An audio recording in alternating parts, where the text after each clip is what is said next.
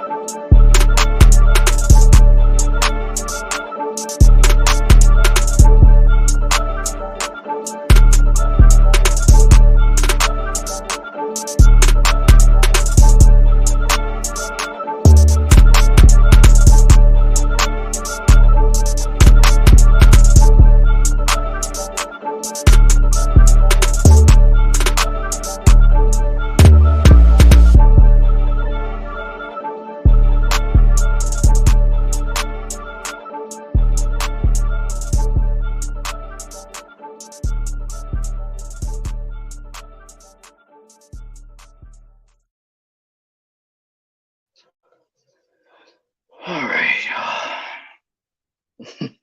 We ain't gonna wait no more. We ain't about to hit no introductions because this is a big show right here. So let's get this underway. It's your boy Killer Swag 216, and I'm up in here with a brand new live for you guys. And man, where I put my phone? Jesus. Okay, here we go. Now let's get this underway. So without further ado, ladies and gentlemen, we just gonna skip right to it. We got my home girl up in here. It's TayTay, baby. How you doing tonight, girl? Good. How are you? I am absolutely wonderful, and I am so happy that you decided to do this show with me tonight. Like, I had no idea that you would even bother to do this. So the fact that you did, salute to you. Thank you for having me. Thank you for having me. I appreciate it. No doubt, no doubt. Because, I've been following your content for a long, long time, and I've been seeing you do your thing on TikTok, Instagram, and stuff. And you be dropping a lot of gems on there, man. Like, you don't pull no punches. So that's what I'm saying. So that's why I say on some real stuff, I respect what you do. I salute whatever you do, man. And like I said, you got a new fan in me. Thank you. I appreciate that a lot. It means a lot.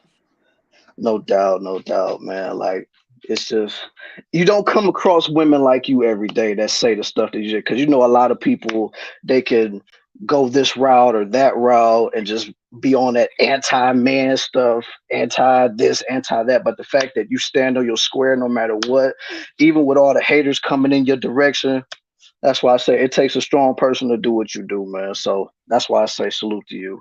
Oh, thank you. No doubt, man. So, I mean, I don't know how much time you may have for me tonight. So, I mean, I'm gonna try to keep it brief because I mean, you might have some stuff you might want to do. Cause I don't know. So, Go ahead. I ain't in no rush. You can ask your uh, questions, whatever you got to do.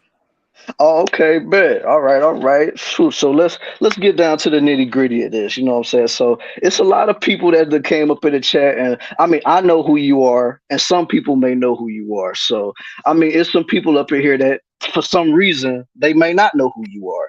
So can you go ahead and just introduce yourself to the people, let them know who you is and what you stand on, girl? Like I said, I already know, but like I said, it's people here that don't. So Okay. So, hi guys, how are you? My name is Taylor. It's TayTay baby. I'm a YouTuber. I've been doing social media for about, want to say 2 years or so. I'm against obviously the feminism and the man hating and the whole hatred of men. So, my whole thing is advocating for men, standing up for men. And I know a lot of people say women shouldn't advocate for men, but I personally feel like you should because if not, there's going to be a lot of young men growing up into this generation watching social media and seeing all this man hating crap and thinking of we're all the same and we're clearly not. So I just clap back to all the girls that are on social media that are clueless. So that's what I do. yeah, and you do that with the best of them. Like I said, I be seeing a lot of them get triggered in your comment section. I'm Yep. like, dang, but she be saying nothing but facts though. Like I don't understand why people are so upset. That's why I say a lot of the times in this society, people can't handle the truth. They Everybody can't. just want to get spoon fed nothing but a bunch of lies. So that's why I'm just like, you can't help them all, yo. Yep, exactly. And you can't give people knowledge you have, you know? You can try to help them, but if it doesn't work, it doesn't work. I'm not going to go fight tooth and nail with somebody who doesn't have the same knowledge as me. Think what you want. Exactly, and I couldn't say it any better myself. So that's just real talk right there. It's just so funny just thinking about this though, because like I said, you even hold dudes accountable for the stuff Or, that they do, and you hold black women accountable as well. And it's like it's about time that we have people that are balanced on all sides because everybody always walk around like they s don't stink, and it's about time somebody tell them about themselves. of course, I agree with that. I'm really big on accountability. That's why I started my page to begin with. So, yeah. Right. And like I said, and the fact that you constantly was, getting, taken off of TikTok and all these other different platforms because they don't like the stuff that you're saying. It's like, why are y'all so afraid of the truth? I don't understand that. Exactly. People like you to go along with what they say. Nobody likes their boundaries pushed or things like that. And one thing that I've noticed about social media and a lot of people is everybody wants diversity everywhere else. But when it comes to like everybody having a different thought process, we sure can't do that. Crucify me for having a different thought than you. I'm a pick me if I want to, celebrate men or value men. It's like, dude, you can have your opinion. I can have my opinion. We all grew up differently. If you can speak on the things you want to and you're man hating crap, why can't I talk about loving men? We're not all the same. I don't demean you and like try to report your stuff. So I don't understand people's logic sometimes, They don't want to hear the truth. That's fine. They gonna hear it regardless. I'm gonna make another TikTok. Exactly. Let's go make another TikTok because, like Yup. I said, and I will tell you straight like this: like, keep pushing your message. Don't worry about what these haters got to say. Don't worry about what these people constantly be trying to throw dirt on your name, say that you don't know what you're talking about, blah blah blah. Keep promoting your message because you and a lot of women, like, and a lot of people like you, are what's needed in our society to help keep this balance. Because there's a lot of loonies out here.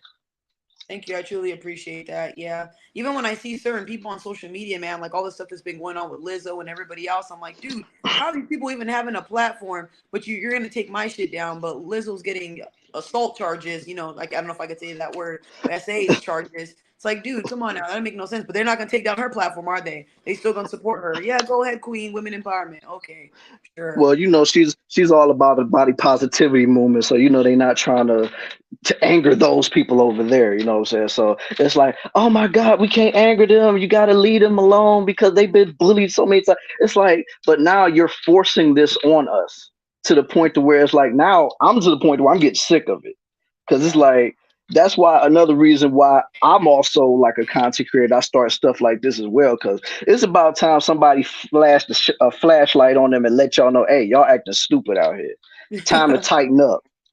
Yeah, and it's not even that. I wouldn't say bullying because I don't think it's bullying. We all get criticized. It's life. We all judge one another. It's life. And I don't think that every person in this world, at least for me, I mean well, but I'm very sarcastic and people don't understand that because they don't know me. If I'm telling you something, that's me caring because I'm being truthful. Why would I give you body positivity and tell you to stay big as hell when that's not good for your health? Think about how that makes any sense. I'm not saying you got to be a skinny little stick, but take care of your health. And you're over here talking about, be big body positivity. But I see Lizzo every time on live crying about her weight. So what body positivity are you preaching? Because what I'm seeing is insecurity. And what I'm seeing is you don't love yourself. But you're trying to tell me the difference. I ain't a kid. I know what I see with my own eyes and I know what I hear.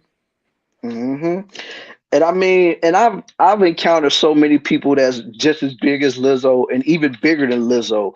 And it's so many statistical data that's letting you know like the life that you're living, you're not going to be living it for a long, long time Yep. because you're going down an unhealthy road. Like I've seen so many people unfortunately pass away due to them being obese. And it's like you don't want nobody to tell you about yourself, but it's like we're only doing this because we want to see you live. We want to see you go further than where you are right now because the route that you're taking, you're not going to be here much longer. And I don't want to get that phone call in the middle of the night or during the day, like, yo, man, I'm just calling to tell you so and so passed away. And it's like, I know that it happened because of that reason, but it still don't take the pain away of knowing that you're gone now because you chose to be stubborn. Exactly. I couldn't agree more. I don't understand why people preach that stuff too, it's sad the way the generation has just flipped a switch. Like we all went from roasting each other to dark humor to being able to say whatever you want, freedom of speech. Now you can't even say one thing without you a pick me, you misogynistic, you fat phobic, you there. I'm like, oh my God. I'm everything now. Hmm. I'm everything phobic. Just leave me alone. Right. Oh, it's too much. Yeah, yeah, it's too much, man. And the thing is, I'm not gonna say I come from the space, but I watch the space that I guess they like to say that that's where the pick me women are or whatever. And Mhm. it's like, in my opinion, why are y'all so upset at women for basically calling out y'all thottish behavior and basically saying like, look, we need men just as much as men need us. So the fact of the matter is, why are y'all so upset by that? And so the fact that you're saying, "Oh my God, you will pick me up," like, but at the end of the day, don't you want to be chosen? Mhm. See, but that's I'm the just, thing. A lot of women do want to be chosen. They just don't say it. So they do it in a different way. Bikini pics. They seek male validation. That's why they call us pick me's because they think that we're doing that for male validation. When we're trying to get men to be understood, we want men to be valued and heard. And you can't call me a pick me when all these OF women are shaking their ass, showing their peepees, and doing all this crazy stuff. That's a real pick me. Talking about 299 for the front, 40 for the back. You can't be telling me about no pick me nothing when you selling your treats. That makes no fucking sense. I'm not selling nothing. I'm just talking. You can sit there and sell your body and not even hit as many views as I get just by me talking. That's why girls are insecure. We talk like me, Pearl, and we get millions. Or we talk and, people listen to us. They're over here shaking and they can barely get attention. I can see why they call us pick me's. It doesn't really bother me no more. It is what it is. I wouldn't even let nothing like that bother you, no way. Just like I said, just keep on worried about what you're doing, because at the end of the day, those same women that throw around that moniker, they're miserable as hell. So it really doesn't Yep. even matter. So, I'm already I mean, knowing. exactly. So, let's get down to the nitty gritty of this interview. Like, we already know who you are, we already know it, but like, I want to get into like Taylor more, so to speak. You know what I'm saying? Because I had a show on my channel just a while back, basically chronicling like childhood traumas and stuff like that, and how does childhood mold you as an adult today. So I want to know, how did your childhood in particular mold you into the woman that you ended up becoming today? Oh, like my childhood trauma or just my childhood in general? In The whole general, I thing? mean, yeah, in general. So this is the thing. A lot of people don't understand why I have this mentality, and I have to say this so it all comes all together. I was raised by grandparents. My mom kept me away from my dad. My mom was a very bad drug addict, in and out of rehab. And my dad, obviously, my mom kept me away from him. So I stayed with my grandparents. You know how moms are; they'll tell the grandparents things. My dad was like far away from that. So that's why I talk about the things that I do, because I had one, a 304 mom, two, a mom who kept me from my father, and I just got to see that growing up. So yes, I was in and out of foster care because of my mom. Yes, I did have a lot of trauma because of my mom. But if it wasn't for my grandparents, I don't think I'd be the person I was today. And to tie all this together, my older brother, he was 17 or 16 years old, and I rarely even talk about this, but he got legally emancipated to where he can take Mm, custody of me because I was going to get adopted by some other lady. So that means I hmm wouldn't have been the Taylor I would have been today. I was going to get adopted by a Filipino lady. So, long story short, my brother took custody of me, started taking care of me, and that's another reason why I advocate for men as well. But yeah, I grew up with a lot of trauma. I grew up in LA. I was in fights. I had a lot of stuff happen to me as a kid. So, and I had a lot of anger towards my mom and a lot of animosity towards her. So as I grew up, I don't know, I got into therapy. I started working out. I don't drink, I don't smoke. And I feel like a lot of women, they carry their trauma on their back as like a bad thing, but I think that's because they never healed from it and they blame every guy they've ever been with or people. My mom did this to me, mom did that to me. I can't blame anybody for my trauma, man. Like, even when I look at my mom now, I look at it from a godly perspective and understand, like, she could have only done what she could have done if she was a better mother without the drugs. You know what I mean? So that's all hmm the knowledge she had, and she wasn't going to be any better than that. So now that I'm older, all I can do for myself is thank my grandparents, thank my dad for being in my life, and then also understanding I can do whatever I can now to be the best mom and never repeat the same mistakes she did. So my trauma doesn't make me, man, and I've healed a lot. Like, I don't even talk about some of my trauma. It doesn't bother me. It doesn't weigh deep. None of that, and it used to. So I've been in therapy for like a while now. mm. Yeah, I mean, even though that was a general story, that was one hell of a story right there. You know what I'm saying? Because I knew a little bit of it before I came into the interview, but just hearing all of that, it's just like, wow, like you really like I said, you didn't go into any full details, and you don't have to, but just Yeah. the fact that you went through that, and that's how you ended up becoming an advocate for men, or should I say that was one of the reasons you became an advocate for men. Like I said, man, it's just wow. And I mean, and it's a lot of people that's like in our community, the black community or whatever, like a lot of us were raised by our grandparents. I mean, of course you Or were, some were lucky to be raised by both parents, and then you got some that were just raised by the mom, and then you got some that was just raised by the dad. But a lot of us, especially like in the older range, we always been around our grandparents. Now, Mhm. and it's just like we've always had stuff instilled in us from our grandparents. But the fact that you went through what you went through, and then, like I said, your brother could have literally took custody of you because you was about to get adopted by a Filipino family, which is I still can't Yeah. wrap my head around that one. But Mhm. I mean, but like I said, man, and I see that has molded you into being the woman that you are today, and that is a admirable woman. And like I say, salute to you. Thank you. I appreciate that. No doubt, no doubt. So, let me see. And on top of that, like, so how is your relationship with your brother these days? Y'all still talk? Oh yeah. So I have five brothers and two sisters, and me and all my brothers, we still talk and stuff. I don't. My same thing with my sisters. I do have a sister on my dad's side, but we don't really talk like that because I met her later in life. But me and my sister are very close. Me and my grandma are still close. My grandpa, passed away. But the rest of my family, they're still there. My brothers are still cool and stuff. But they live their own life. They older than me. They got families, or some of them are just chilling. So yeah. I feel that. You know what I'm saying? Because I mean, I've always been the type to have like, family should be everything. So Of the course. fact that you still are having like great relationships with your family, because like I said, not a lot of people still have that, especially in this crazy society we live in. Because I mean, most people will turn against you just because of your opinions. But the fact that you still have good connections, a good, relationships with your people, like I said, that's always good to hear. Like seriously. Yeah, I'm very thankful for that. Honestly, I'm glad because I've seen a lot of content creators like Sneeko, and a lot of them say that their family and friends like they disown them or don't talk to them. My friends send me videos. They'll be like, "Hey, look at this girl.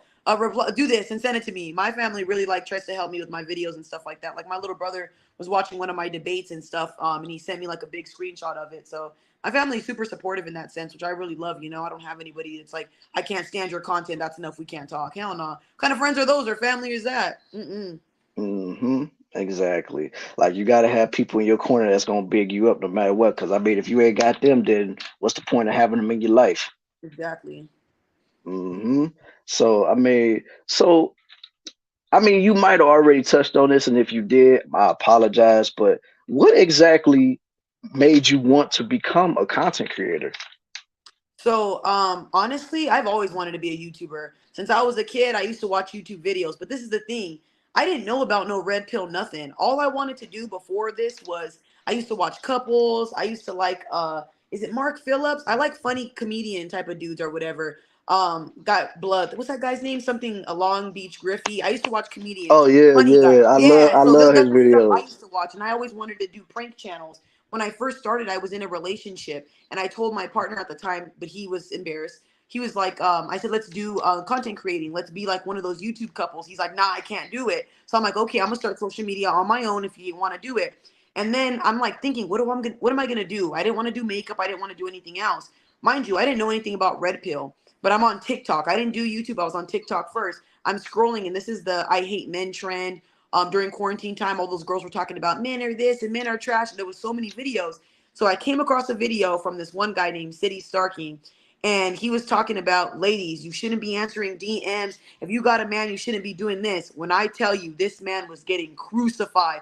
Everybody was stitching his video talking about he's dumb. He's a black man talking out of his ass. He shouldn't even be doing this. I'm like, come on now, ladies. In the first video I made, man, shy as hell. I'm whispering damn near because I'm so embarrassed.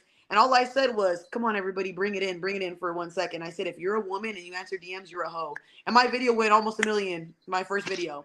Yeah, that's all I said. I didn't say nothing else but that. So after that, everybody's like, Tay, you're in a relationship. Start giving relationship advice. So I started talking about relationships. But before then, I was talking about suicide and unaliving and stuff like that because Oh yeah. I've had friends that have passed away from stuff like that. So that was what I was touching on first. So once I ended up Mm, making that video, I started striving more against that, and then it became a thing. mm.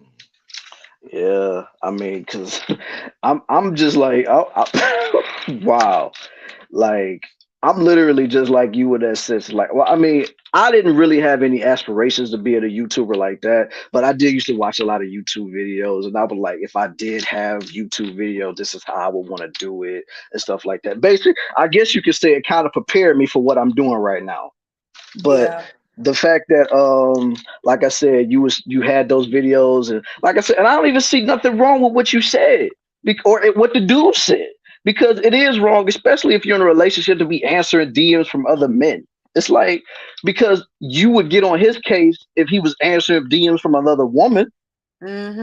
But see, women So like to do that and play that card. That's one thing that I don't like about women. They like to play that clueless card when you know damn well if your man was answering DMs, even if he said sorry, I got a girl. What are you saying sorry for? Why don't you just block the bee? What do you got to message her for? Women are very hypocritical. They could do things, but if their man does it, it's World War III.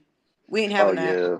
Oh yeah, no, they you will not hear the end of that at Yup. all, because women will go the hell off. And then you know how a lot of women are, if a dude was to confront them about that, they're like, "Oh, I don't even know what you're so worried about. That's just my friend. That's just my homie. This is the third." But like you said, if a man does the exact same thing, he can say the exact same thing, and it could even be true.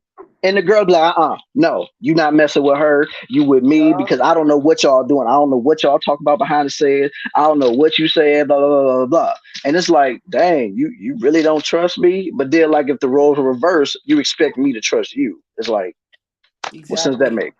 Don't do things you don't want done to yourself. And I feel like a lot of people in this generation, they want relationships, but they want to do whatever they want. If you're not ready to compromise someone else's feelings, someone else's, dignity and stuff like that, and care about them, their whole heart and soul, don't even bother. Stay single and get all that out your system. Then go ahead and get with somebody when you're ready. I think social media, I'm not going to say it's the big killer for relationships. It's the people behind it, man. People want to dip and dabble into all these other people and weigh their options. If you really cared about your partner, this might be very harsh, and I don't recommend this for everybody, but if it was that bad and you really love that person, delete your social media. Then you guys would be a lot happier. Then you won't be weighing your options so damn much. Now you got your partner, focus on them. Now what DMs? Exactly.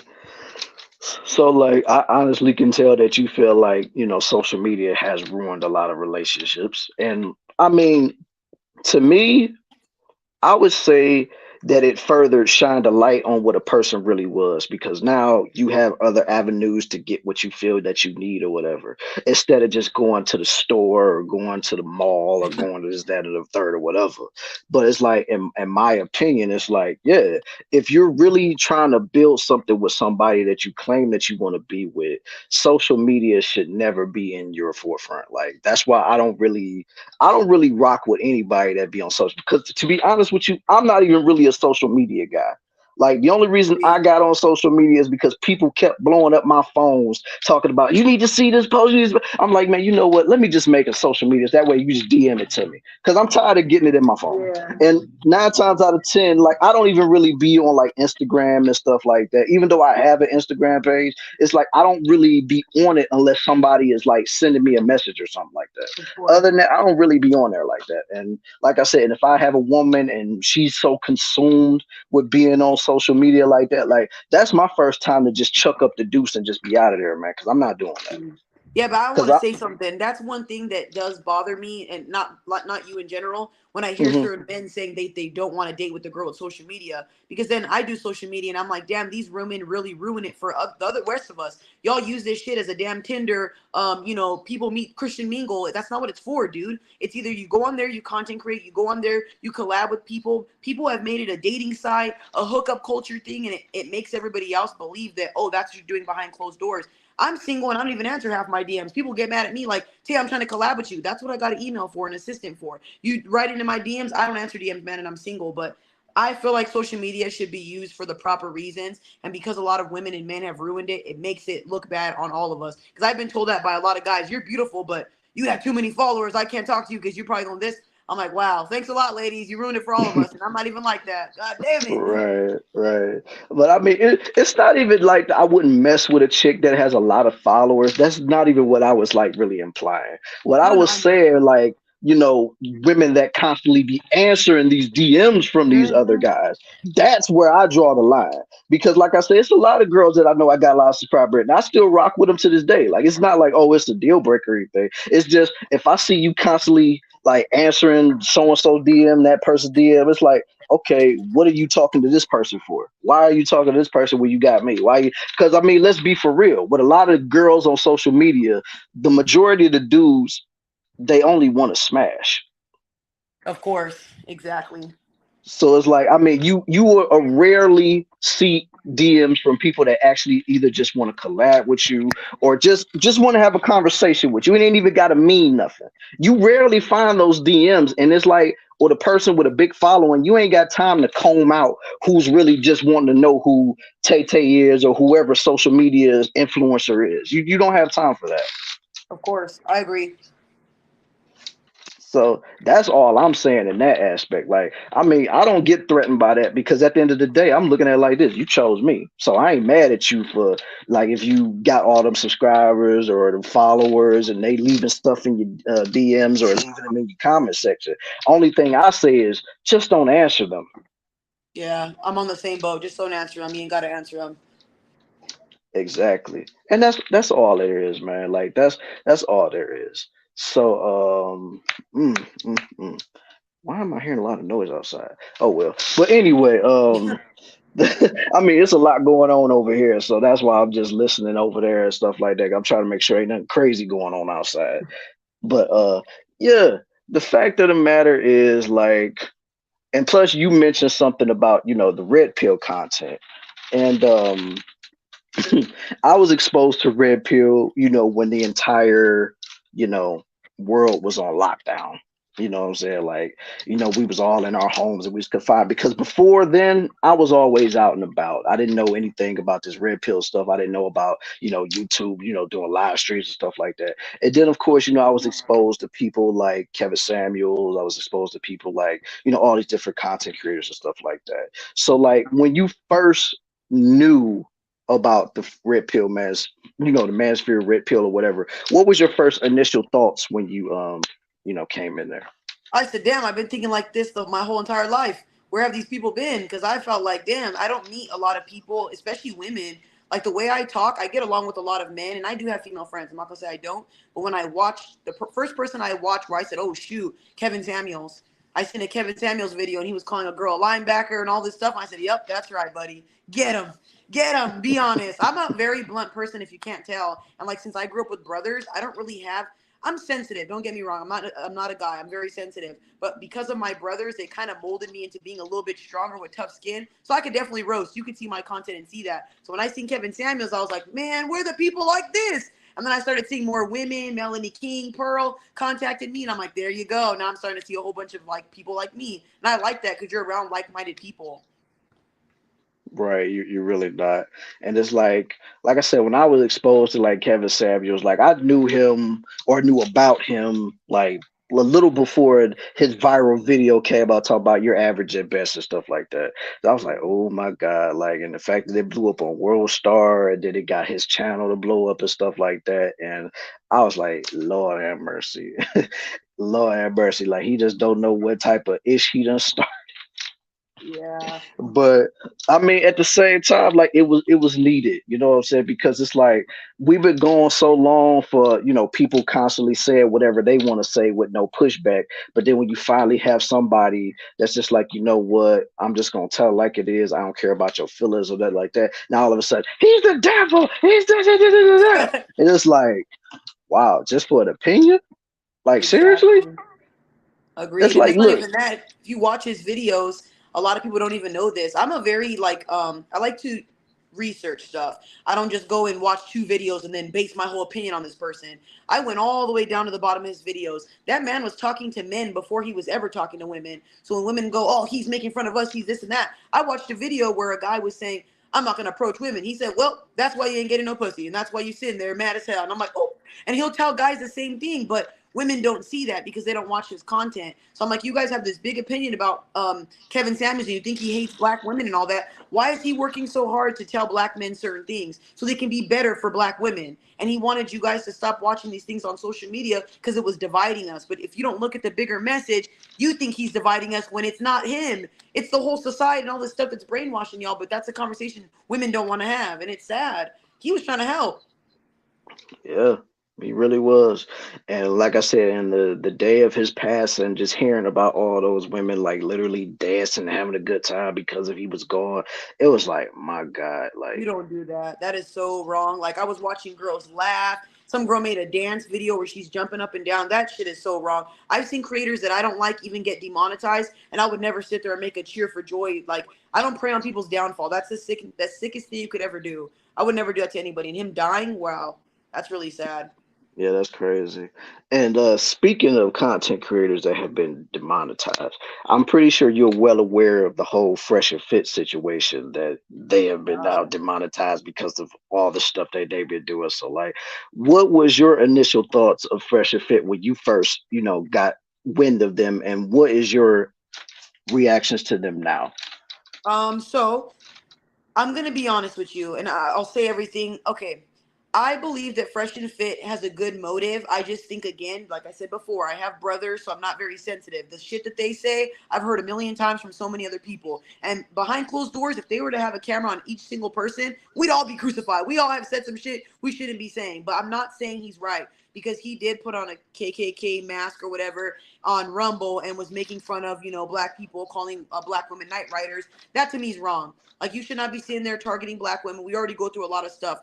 I always say this: if you're gonna have an opinion on somebody, tell them the things that they can do better instead of telling them all the things they can't do and making fun of their skin tone and all that. That shit's wrong to me. Degrading us when we've been through so much as black men and black women, it's out. And I feel like for Myron being so smart and being an ex-Fed and all that stuff, he should have known that he's going to get targeted. Why would he make that target towards him even worse? And once you got 2 warnings, why did you keep going? I think it's sad he got demonetized, because when I see men like him, now go ahead and take Lizzo's stuff away. James Charles and all these other people that have actually talked to little kids and done other things that are actually bad, why do they still have a platform? You see what I'm saying? So if you're going to give everybody this type of, heat, do it to all the people that deserve it. Don't just be doing it to him because he said that shit on Rumble. He didn't say it on, you know what I mean? But again, he should have known what he should have been doing. And him being that smart, he kind of did that to himself. So I vouch for him, but it's like, dude, come on now. When are you going to learn? That shit does not get anybody anywhere. Right. It really don't. Like, and the fact that you would even go around it, and plus, I mean, it's almost kind of like when you doing something like that, especially of that magnitude, and then of course he has a history of like saying somewhat racial things about black people, Yep. saying this, like calling them monkeys and this, that, and the third. It's like when you do that, and plus you know the ins and outs of the law of the highest degree, so the fact that you would even play in that little wheelhouse, and like, yeah, like you said, it's true that he did it on Rumble, so it shouldn't have followed him on YouTube. But at the same time, YouTube nowadays is looking at it like, look, we can't associate ourselves with something like that. Like, you can continue to make content over here, but we just can't pay you for that, because like they've been kind of dancing on thin ice for a long time. So YouTube just was like, you know what, man, like. And just like, Abba and Priest, they keep going at them boys. Like, Yeah, that's one thing I did see though too, that really bothered me. I didn't really know who Abba and Preach was, and I was on live, and my followers were like, "Tay, go watch Abba and Preach." I started watching a couple of their videos, and I was like, "Ooh, I like them. I like them." But then when I started seeing the feuding back and forth, and when I seen Myron start calling them monkeys and making fun of them, I said, "Yeah, I don't have respect for Myron no more." Because it's one thing to target a man and say, "Hey, you know what? Let's scrap it out, cool." But making fun of another man because of their race, that's out for me. Especially a black man, I'm good. You don't say shit like that. It's one thing to not like certain people. That's fine, You have your opinion. But you're on a platform, dude. You shouldn't have done that. Now you can do that monkey stuff and now you're demonetized. Now who's laughing now? He shouldn't have done that shit. yeah, now they're laughing stock of YouTube. Like, everybody's taking their turns, poking fun at them, talking all this mess. Like, they're literally throwing their mistakes back at them, because I mean they had a history of constantly like either false flagging people for content and like basically talking down other people, and that's not even the only thing that they did to Albert Priest, because I could remember I seen a video of theirs, and they was like, one of them, I think it was Myron, was like really talking mess about Preach's wife, Oh, and you it's don't do like, that. yeah, You don't and do when you play that. like that, and it was like, and when Preach caught one of the, it was like one of the old videos. But when that was going on, no, Preach was ready to fight though. Like, that's how serious it was. He was telling them like, "Yo, I'm about to be in the States," because they're from Canada.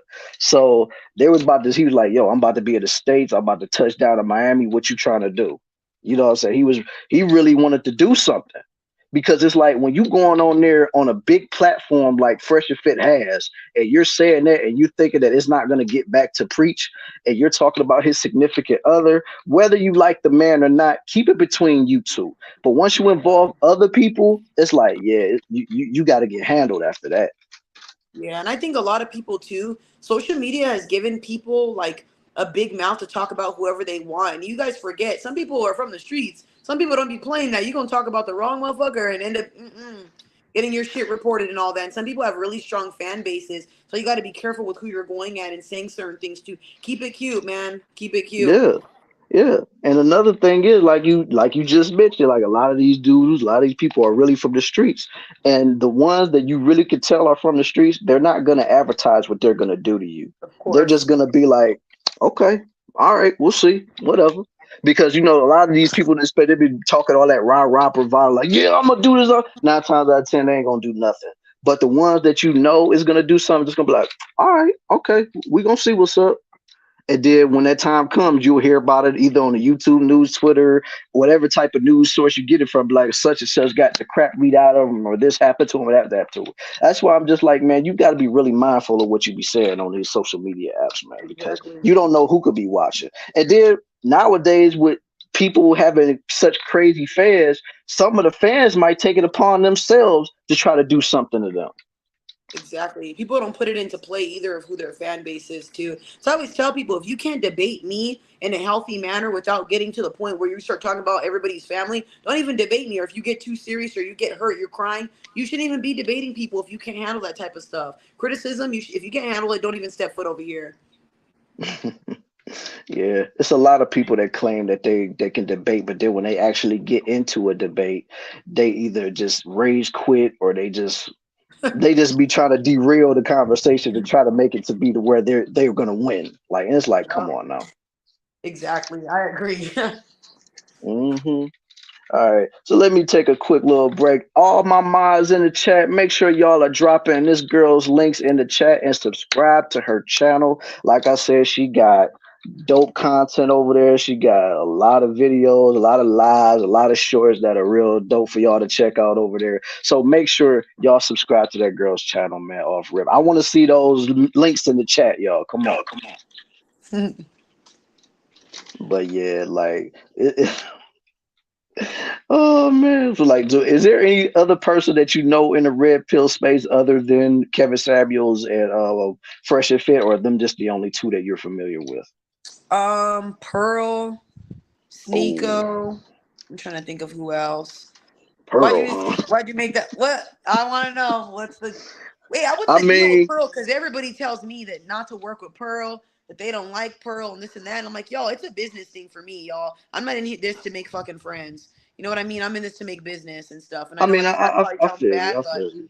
I feel you. Like you at the end of the day, you got to do what you got to do to further your brand. But you know, in sectors like this, people do not rock with Pearl at all. Like they just don't because of the whole Nick Fuentes thing. And then with a certain like I can't remember. I think he's Jason Black or something. Like he literally blew the lid off of that, and it basically caused somewhat of a civil war in the space. Basically, like you got people that side with Pearl, and then you got people that's like really against Pearl. And if you're with Pearl, they'll say, "Oh, you a coon, you buck dancer, you just that and third." But they're just like people that's like, "Oh, I'm just trying to get to the bag. I'm trying to get to this." And like I said, I'm at the end of the day, like, man, get your money.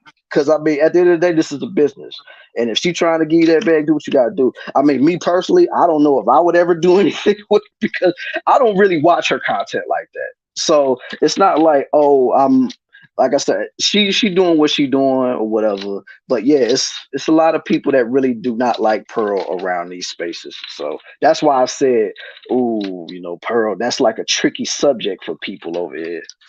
yeah. I always tell people this though. I understand where people are coming from, but a lot of people who aren't content creators don't know the other side of it. How do you think people end up getting bigger? You collab with other people. And if I'm in the red pill space, you name at least 10 women right now besides Pearl that are that big. And if she wants me to be on her wife score, she wants me to be on her debate thing for like, she wants me to be on one of these debates for transgender and something else. Ain't nobody going over there to kumbaya with her. I'm going there to speak my motherfucking mind so people can understand who I am. And like I said, if it ever came down to me and Pearl, like having to have a debate back and forth, we can do that. I have no problem with that. It's business. With her, she says the same thing. It's a business thing, and I don't feel like a lot of people understand that, especially being a black woman in this space. I feel like a lot of people don't take me serious with the tattoos and the way that I look. They might say they do, but to work with me, like Steph So Cold made a video about me. They called me a 304. MTR made a video about me, called me a 304 because of my tattoos. I don't understand Hmm. how tattoos correlate with being ran through, but apparently that they know me, and even though they don't. You see what I'm saying? So if somebody like Pearl or somebody else is gonna say, hey, you know what? Let me put you on my platform when they have millions of followers. Why would I say no? Exactly. And it's just like my Mm-hmm. homie just said, just use her as a platform. Mm-hmm. Use her to get you further out here. That's what I say. And I already know myself, I would not be touching up on black topics or anything like that with somebody like her. And again, for me, I don't really know too much about the Nick Fuentes and all that stuff because when I went to go look at it, it was deleted off of YouTube. So I'm like, guys, what the Hmm. hell happened? Like, where the fuck is the video? So I only got certain things from people on social media. You know how people be dragging stuff, so I don't really know what even happened. Right. Well, like I said, when that whole situation came about, like she took a huge hit for that. And I think she came out with an apology video, but then like everybody was just like, no, I'm not really caring about that. So blah blah blah blah blah. So it has a lot to do with the fact that she's white. Let's just be real. But the fact of the matter is just like people really do not hold on. Dude, y'all can't be asking me questions right now, man. But anyway, back to what I was saying. Like, people just don't like Pearl because they feeling like she's trying to take over what Kevin Samuels has laid down. You know what I'm saying? Like a lot of people are feeling like, since Kevin Samuels has been gone, so many people has been trying to step up to fill that void. And since she was one of the later people to work with Kevin before he, ultimately passed away, they Mhm. feeling like, oh, she's trying to take all of the momentum that he has for herself and use this stuff that she's using. And plus a lot of people feel like she's a grifter. She's only saying this to try to get more views, more likes, subscribers, more money, all that stuff. So I mean, but with your interactions with Pearl, what is your how do you rate her? How do you think she is as a I person with actually the that's the funny thing. I've actually met Pearl. She talks exactly the way she is online. That's why to me when people say these big opinions about her, I don't understand why because half these people have never met this girl in real life. She's a businesswoman. She's going to do what she can to get to the top. So that means no feelings involved. So everybody else, oh, she's this, she's that. You guys are not even around her. And another thing, my biggest thing and how I view it is everybody complains about women not caring about men's mental health. She's getting to the top and helping men as she does that, but yet everybody's complaining about how she's doing it. So do you guys want women to be in this space and help you guys, or do you not want them to help? It doesn't make any sense. And I feel like if she was black, I don't think it'd be any different. That's just my opinion. And I'm not going to sit here because, like I said, I know Pearl and I've met her. Like I said, I can't really say nothing bad about her because it's a business standpoint, and I wouldn't consider her and I besties or nothing like that. But I definitely do defend her to a certain extent because, of course, I've met her and she stands on what she says. I don't really think that she's a grifter or nothing like that. right? I mean, like I said, I don't really watch her enough to really know what she's really about like that. But at the same time, Yeah, like she's been saying it a long time, so it's just like, hey, I like to take people for face value. Even though I will always keep mind of what I hear about people, and I will always put it in like my memory banks just to see like if anything else comes up. I'm like, oh yeah, I figured that was gonna happen or whatever. But like I said, man, whatever she go do. And it's just like I said when the whole controversy happened. Like I said it in one of my old shows that I did. I was like, yo, y'all really think that this is gonna stop this girl from doing what she's doing? Like if anything, it just made her bigger. So yeah, and can I be honest that's with you? I feel like that's why she does it too. People don't understand that controversy sells. She's doing this. This is all a tactic. This is all a good game plan to her. It's the same thing that Tate did. Tate said that Bugatti stuff. Tate did all the stuff that was obnoxious and annoying. He knew exactly what he was doing, and then now he's back on the fence of talking about marriage and love and things like that. That's what they do. It's called controversial topics for a reason. It's how you get to the top. It's a tactic. People don't understand that. This is all a business for us, and yet people don't understand it. Yes, there are some people who have their heart in it. I'm not going to say there's people who don't, but people got to understand, y'all. People still have to make their money as they do the content, you know. And controversy right now because y'all be eating it up sells every time. So she's going to keep having these crazy topics and crazy people on her show. She's not going to stop, which I think is kind of good for her business. Look how she went to 1 million followers in less than a year. That says a lot. yeah. She really did. She skyrocketed, Yep, and she's that's close why, to 2 and that's million. and that's why I said like everybody thinking, oh, this is gonna stop. Like this ain't gonna stop Pearl. She's Like if just getting anything, started. is exactly. And plus, she's only 26. Like, she still got more years ahead of her to keep doing this. And then who's to say she might even move on to an even bigger platform that's probably bigger than YouTube, and she'll probably leave this behind, and people will know her all over the world. So, I mean, Exactly. right now, people do know her in the UK because she lives over there, and people, of course, know her over here because of the content that she produces. But it's just like with the moves that she's making, it look like she's trying to be global. Yeah, she really is. Hmm. Okay. So, asked TayTay, does anybody approach her in real life about her being on YouTube? If so, how does it feel? That was one of my homies' questions for you. Yeah, I get approached a lot, especially when I go to the gym and stuff like that. And then if I'm out doing street talks with It's Complicated or other creators, I get approached a lot. It doesn't bother me. I like to see people. I like to hear what you guys have to say. A lot of y'all be excited. Some of y'all screaming at the top of your lungs. It makes me laugh because I try to do this thing where like they'll be like, "Tay, is that you?" I'm like, "Nah, I don't know who that is." They're like, "You lying? You lying? I know it's you." So that shit makes me laugh. So I've met a lot of good people too like that. So I like it. Yeah, I could imagine that it probably gets a little crazy from time to time because you probably just be looking at yourself like, I'm just still a regular person. Like, I mean, I make Yeah. content, I make videos and stuff like that, and my stuff does go viral, but I'm still Taylor. So I don't understand why people getting so crazy over this. But hey, if you like it, I love it, you know? Yeah. Thank you. Right. I mean, I see a lot of people in the chat. I'm sorry if I ain't get to y'all right now. I'm just really involved. I'm really like, enthralled in this conversation right now. But to everybody that came in here, man, salute to every single one of y'all for pulling up to the show today, for showing me mad love, showing TayTay mad love tonight for this show, man. So like I said, salute to all of y'all. I ain't gonna be able to read everybody's stuff until like maybe when it get towards the end, you know. But right now, like I said, I just want to salute everybody for pulling up because y'all could be anywhere in the world right now, but y'all choosing to rock out with your boy Killer Swag, man. So salute to you. Oh man. So wait. Let me see what I want to talk about. So now you mentioned something a while back about like, self deletion and stuff like that. So Mhm. like, have you like really known people that like? I mean, I know you. I think you mentioned that you knew people that actually went through with self deleting, but like, I mean, I can't really speak because I've never dealt with that before, and I never known anybody to do that. But I just want to know from a person that has experienced losing someone like that, like what really goes through your mind when you lose someone in that way?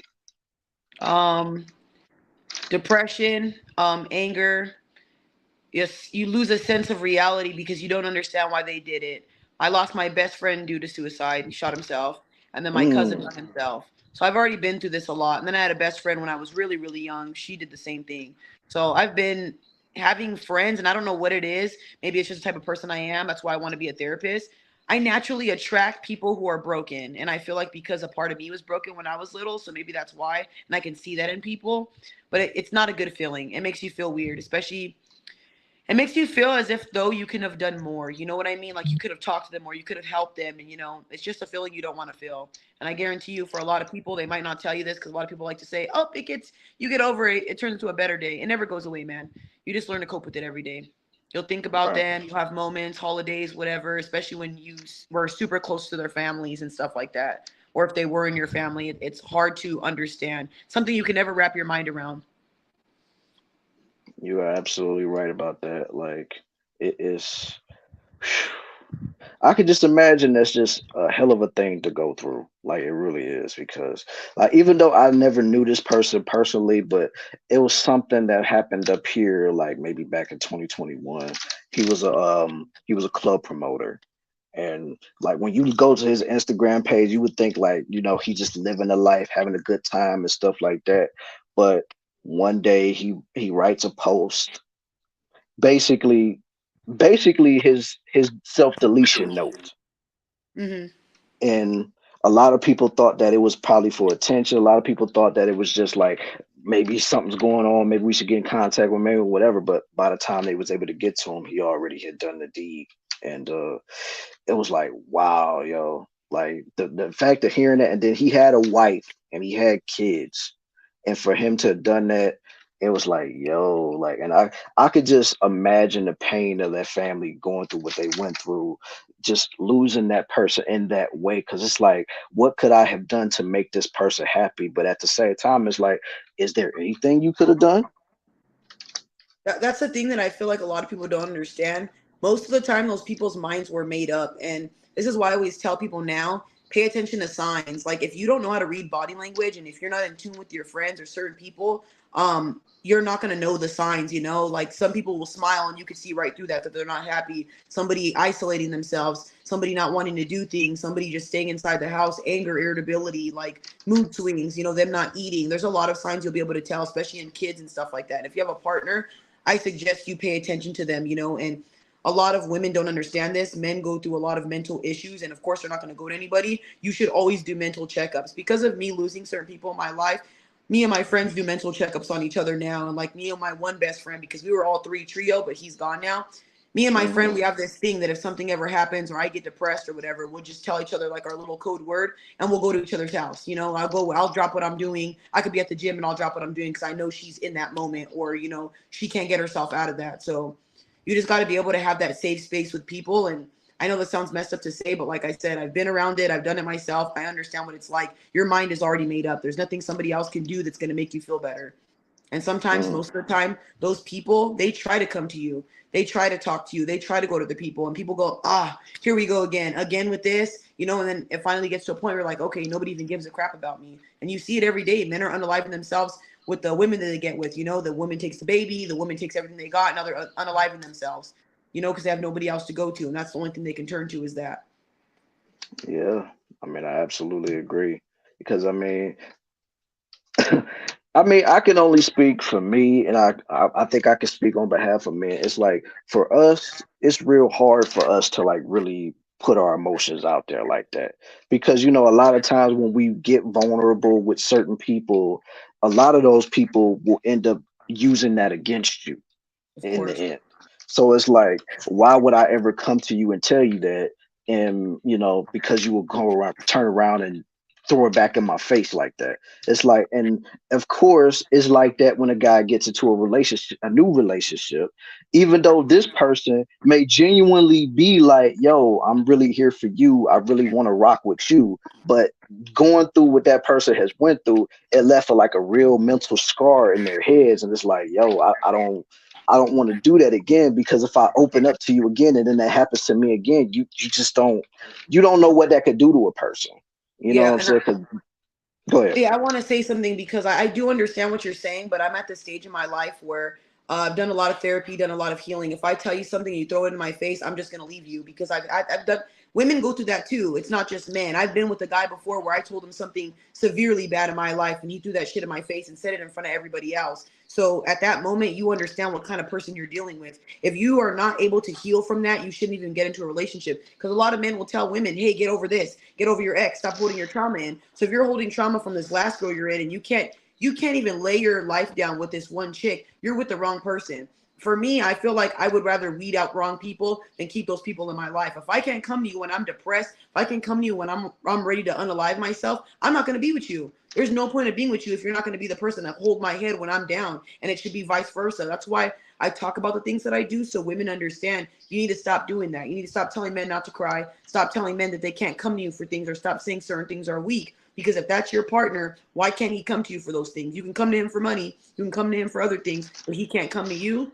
So I feel like I get what you're saying, but at my stage in life I'm at, it's either you rock with me or you don't, and if you don't, you're out of my life. You can do that immature stuff somewhere else.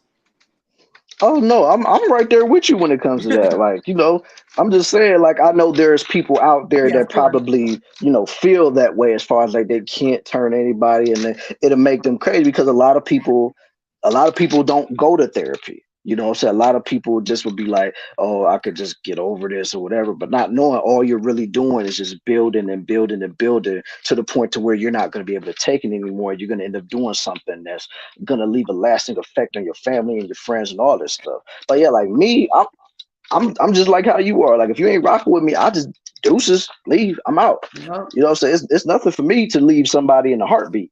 But I'm it just is. saying, like, you know, there's some people out there, there's some guys and some women that, you know, they haven't fully healed themselves to where if they go through something like that, that could be literally the tipping point for them to do something that they can never take back.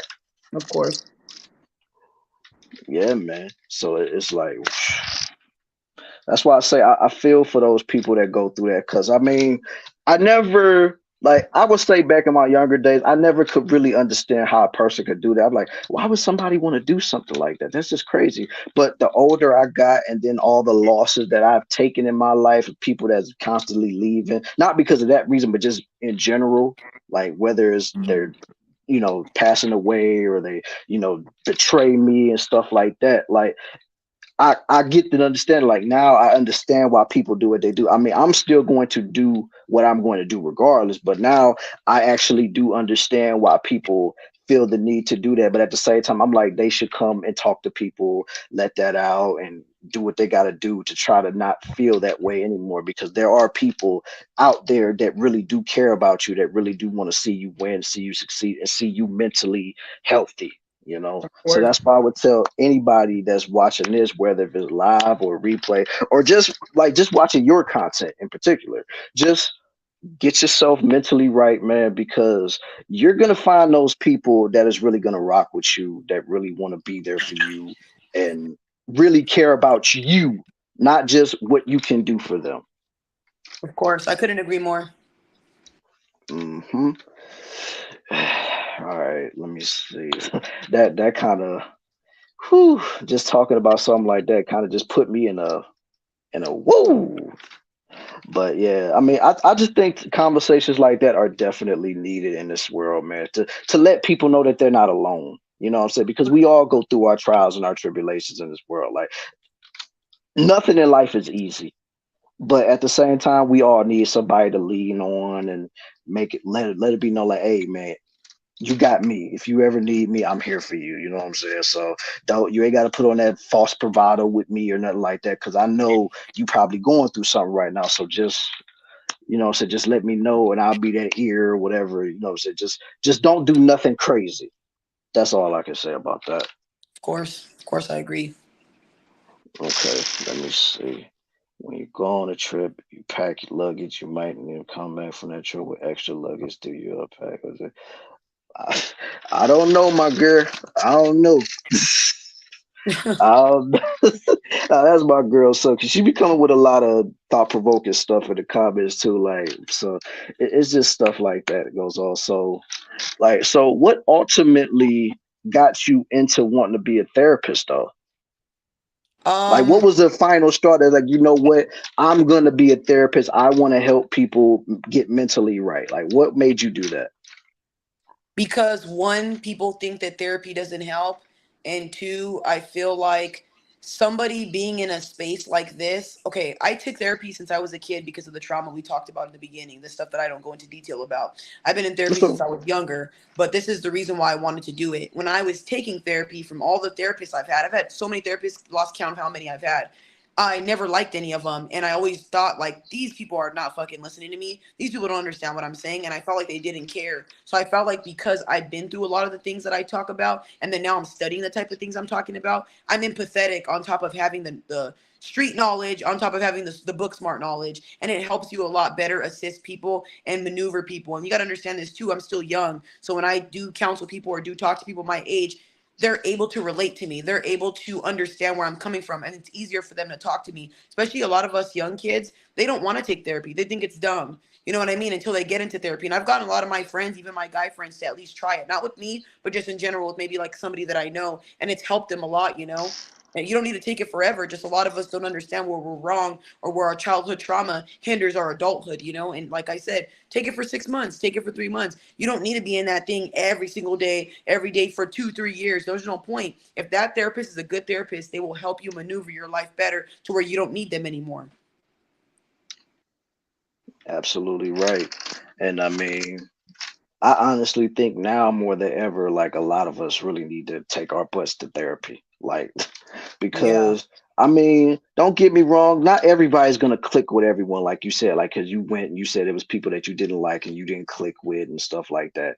But like I said, at the end of the day, you just need somebody that you could really chop it up with and really like just tell it all with no judgment. So it's just like, I mean, of course, you got to do the mental work and the mental exercise and stuff like that, and the therapist is supposed to be there to help you with that. But you got to put that work in yourself, and you have to want it. because like the thing is, nobody should ever want you to go to therapy more than you do, because Exactly. you know. And I So always tell people this too, which a lot of people always say, "Why do you say that?" I always tell people, "Don't go to therapy until you hit rock bottom." And they're like, "What do you mean?" Yeah, because if you just go to therapy because you just want to take it, you're not going to stick with it. You go to therapy when you absolutely need it, or when you absolutely know you're at your breaking point, where you've tried everything and nothing works. I promise you, therapy will work. But if you go there and you're not open and honest, and you're not allowing that person to help you, you're not going to get helped. If you're lying and you're just, "Oh, I don't want this," or you don't believe in it, how do you think it's going to work? It's not going to work if you don't try. And people don't want to do the self work because a real therapist is going to tell you about yourself. A real therapist is going to correct you. But a lot of people don't like that. That's why people think therapy doesn't work. It does. You just don't like sitting in your sorrows and you don't like sitting in your pain. That's what it feels like the first 2 months until you get over that and get over that criticism, especially if you got a good therapist. I promise you, after that, you'll be a lot better and you'll be happier. oh yeah, definitely. And it's just like you said, a lot of people just don't want to face their demons. You know what I'm saying? They just don't want to sit and really reflect on why things ain't going right, wrong, and in their life and stuff like that. Like they don't want to do that because sometimes it could be very traumatic. Sometimes it can be very painful. But the toughest battles is what's make you stronger. Mm-hmm. Because I mean, you can't. I mean, either way, no matter what you do, no matter how you think your life is right now, you can't run away from your problems. So you're gonna have to face them eventually. Yep, and people don't understand this. If you don't heal your problems, you're gonna bleed on other people, whether it's relationships, friendships, whatever. Especially if you're insecure, especially if you have trauma, all that stuff. Like I said before, you'll self-sabotage anything that's good for you because you're not used to anything good. And I always feel like people who are super negative or super insecure, things like that, especially if it comes from childhood, you definitely need to go to therapy, especially if you have heavy trauma. I don't understand what makes you think drinking and smoking and partying is gonna help you get over your trauma. You'll waste your money on that, but won't go to therapy for 3 months. That's absurd to me. That really is. It really is, yo. But like, speaking of therapy, what exactly do you think of that one girl that went viral for being the twerking therapist, going around constantly throwing, slanging dirt on men and talking about how she has a fat coochie or whatever? I can't remember her name. I think it's Unusually Bree. She's on TikTok too. But yeah, she's supposed to be a therapist, but she's long since been fired. But what do you think about therapists like that? What the hell? I didn't even know there was a girl like that. That's kind of sad. What the Oh fuck? man. Working it on. Oh, What do you mean? you It's like you there's you a lot didn't of girls in know? the. That's crazy. I don't respect stuff like that. And I also see girls in the red pill space advocating for men but selling their OF. It's like, dude, get out of here with that shit. That Yeah, doesn't make well any now sense. she's definitely advertising OF, but yeah, like she was on there constantly, promoting stuff like Meg the Stallion type of things and talking about like, how men are like this. Now, of course, she didn't reveal any clients or nothing, but she basically generalized talking down on men and to the point to where hold up. My boy, oh, that's her name, Shabri Rawls. That was that therapist's name right there. And she got big because she was in her room constantly twerking, talking about like, men's problem, talk about men ain't this, men ain't that. But she was a licensed therapist. She was a licensed clinician. Now she has since, like I said, has been fired and she's blaming men because of what happened. And it's like, no, why are you blaming men for what happened to you when you out here? Nobody told you to get on TikTok and make the stuff that you made to talk down on men. And plus, what make it so crazy, it wasn't even men that was the reason that got her fired. It was a woman that reported her to her superiors. Wow. That's sad. Well, she did it to herself, so I'm not gonna say it's sad. I'm not sad for her. I'm sad that she wasted her time doing that if she was gonna end up being that type of person. But I've been around a lot of men that have tried taking therapy, and they say that they get with certain women as a therapist, try to talk to them, and that woman is either a man hater or that woman like corrects them in a bad way. And I can tell you right now, a lot of women they go to become therapists for the wrong reasons, and I really feel like she's one of them. She should have never done that. That makes her look like an idiot. Right. I mean, it's a lot of, unfortunately, it's a lot of women that be in those type of spaces and in these type of spaces or YouTube that are considered like grifters. They're just here to try to get a bag off of them just because of certain talking points. And it's like I'm not gonna name any names, but it's just a lot of them like chameleons out here. And so that's why I say like for a lot of dudes, it's kind of hard for trying to figure out which is which because they all saying the right things, but then somewhere along the line you'll start to figure out like this person was just doing this to just to get likes and clicks and views and subscribers and stuff like that. And Hmm. that's why, you know what I'm saying, that's why I'm always hesitant to listen to a lot of women when they say the stuff that they say. Like, yeah, it sounds good, but what are your true intentions on saying what you're saying? Do you really mean what you're saying, or you just saying it to try to get a bag off of YouTube or a bag off of TikTok or a bag off Twitter, Instagram, or any other social media platform? And like, and I'm pretty sure you probably get hit with that a lot. So how do you feel when people kind of look at you as like a grifter or trying to come in and just try to get a bag off of this? How does that make you feel? Because I'm pretty sure people have said that to you. Well, it doesn't make me feel like anything because I was a bartender before this. I was making $800 a night, 5K every two checks. So I was making money way before I even started doing this. I made way more money before that, before I even got my YouTube check. On top of that, I don't have merch. I don't have a PO box. I don't ask people for money. My sessions with people are fucking hella cheap, and not even that. There's a lot of the times I'll work with men who can't afford it or can't do certain things or like are mentally impaired, and I just help them because I want to. People don't understand that, yes, there are some women in this space that do that. I don't sell my body. I don't ask nobody to do this. I don't even ask people to subscribe or like my stuff. I'm not one of those people that's itching for that. If you want to watch me, you can watch me. But like I said, in the end, whenever I become like at pearl status, I'm a millionaire, all that type of stuff, I'll be able to give back and do what I got to do. People are going to perceive me as something I'm not, just like they always do. Let them do it. It doesn't really bother me. I know what I am. I know what type of person and what kind of heart I have. And I know I'm in this for helping people, not for the fucking money. Obviously, you want money to be able to help you and get your camera quality and all that stuff to get you going. But if you are the type of person who's just in this for that, people are going to see right through it, eventually. So, like I said, for me, it doesn't bother me. People are going to think whatever they want. Mm, couldn't have said it better myself. Like that's I'm like dead. that's real talk, man. You know what I'm saying? Because like I said, it's just so rare to come across people that are truly genuine in what they say. So to hear stuff like that is very refreshing because it's like a lot of these people, like I said, it sounds good, they look good, so of course they get you with the looks. And then when you hearing what they saying, it's like, oh my God, she's really saying the stuff that I want to hear, and I agree with her 100%. But then somewhere along the lines, you'll figure out she just grifting.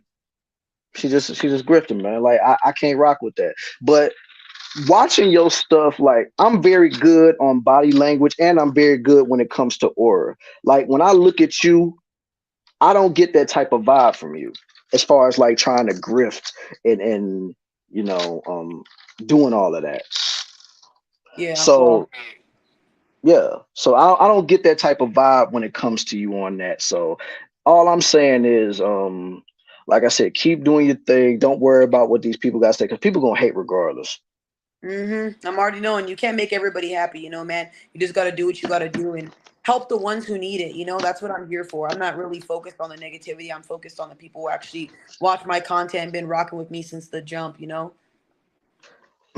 Exactly. You gotta, man. You always gotta support them, man. Oh, finally found my phone. But anyway, yeah, like you gotta be able to like really give the people your day ones all that the content they can have because, like I said, I watch your stuff all the time.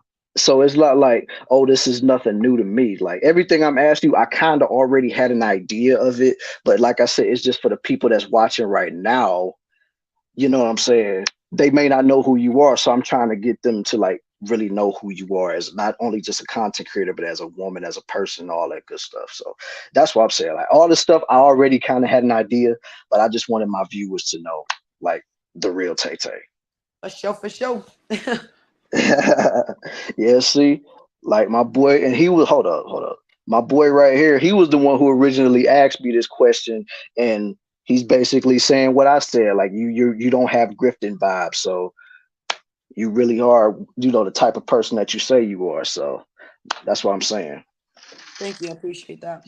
Got to be No yourself. doubt. I'll say this. I always tell people, be yourself when you come on social media. Don't be somebody you want to pretend to be. Don't act like a whole different person. If you don't talk like this in real life, don't come on here and be proper when you know you talk a certain way. Because no matter what, after some time, people are going to show who you really are. You know what I mean?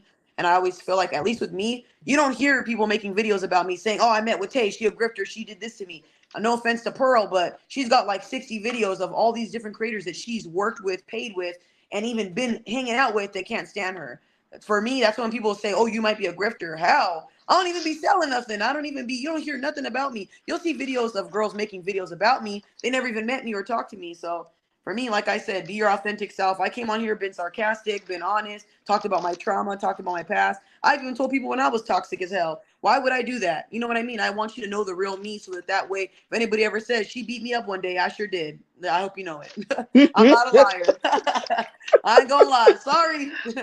Hey man, and I respect it, man, because like I said, it's not really a lot of people in this space, men or women, that would genuinely be like this. So that's why, like I said, it's just refreshing to see this type of interaction. Because I watch a lot of content creators, especially since after 2020.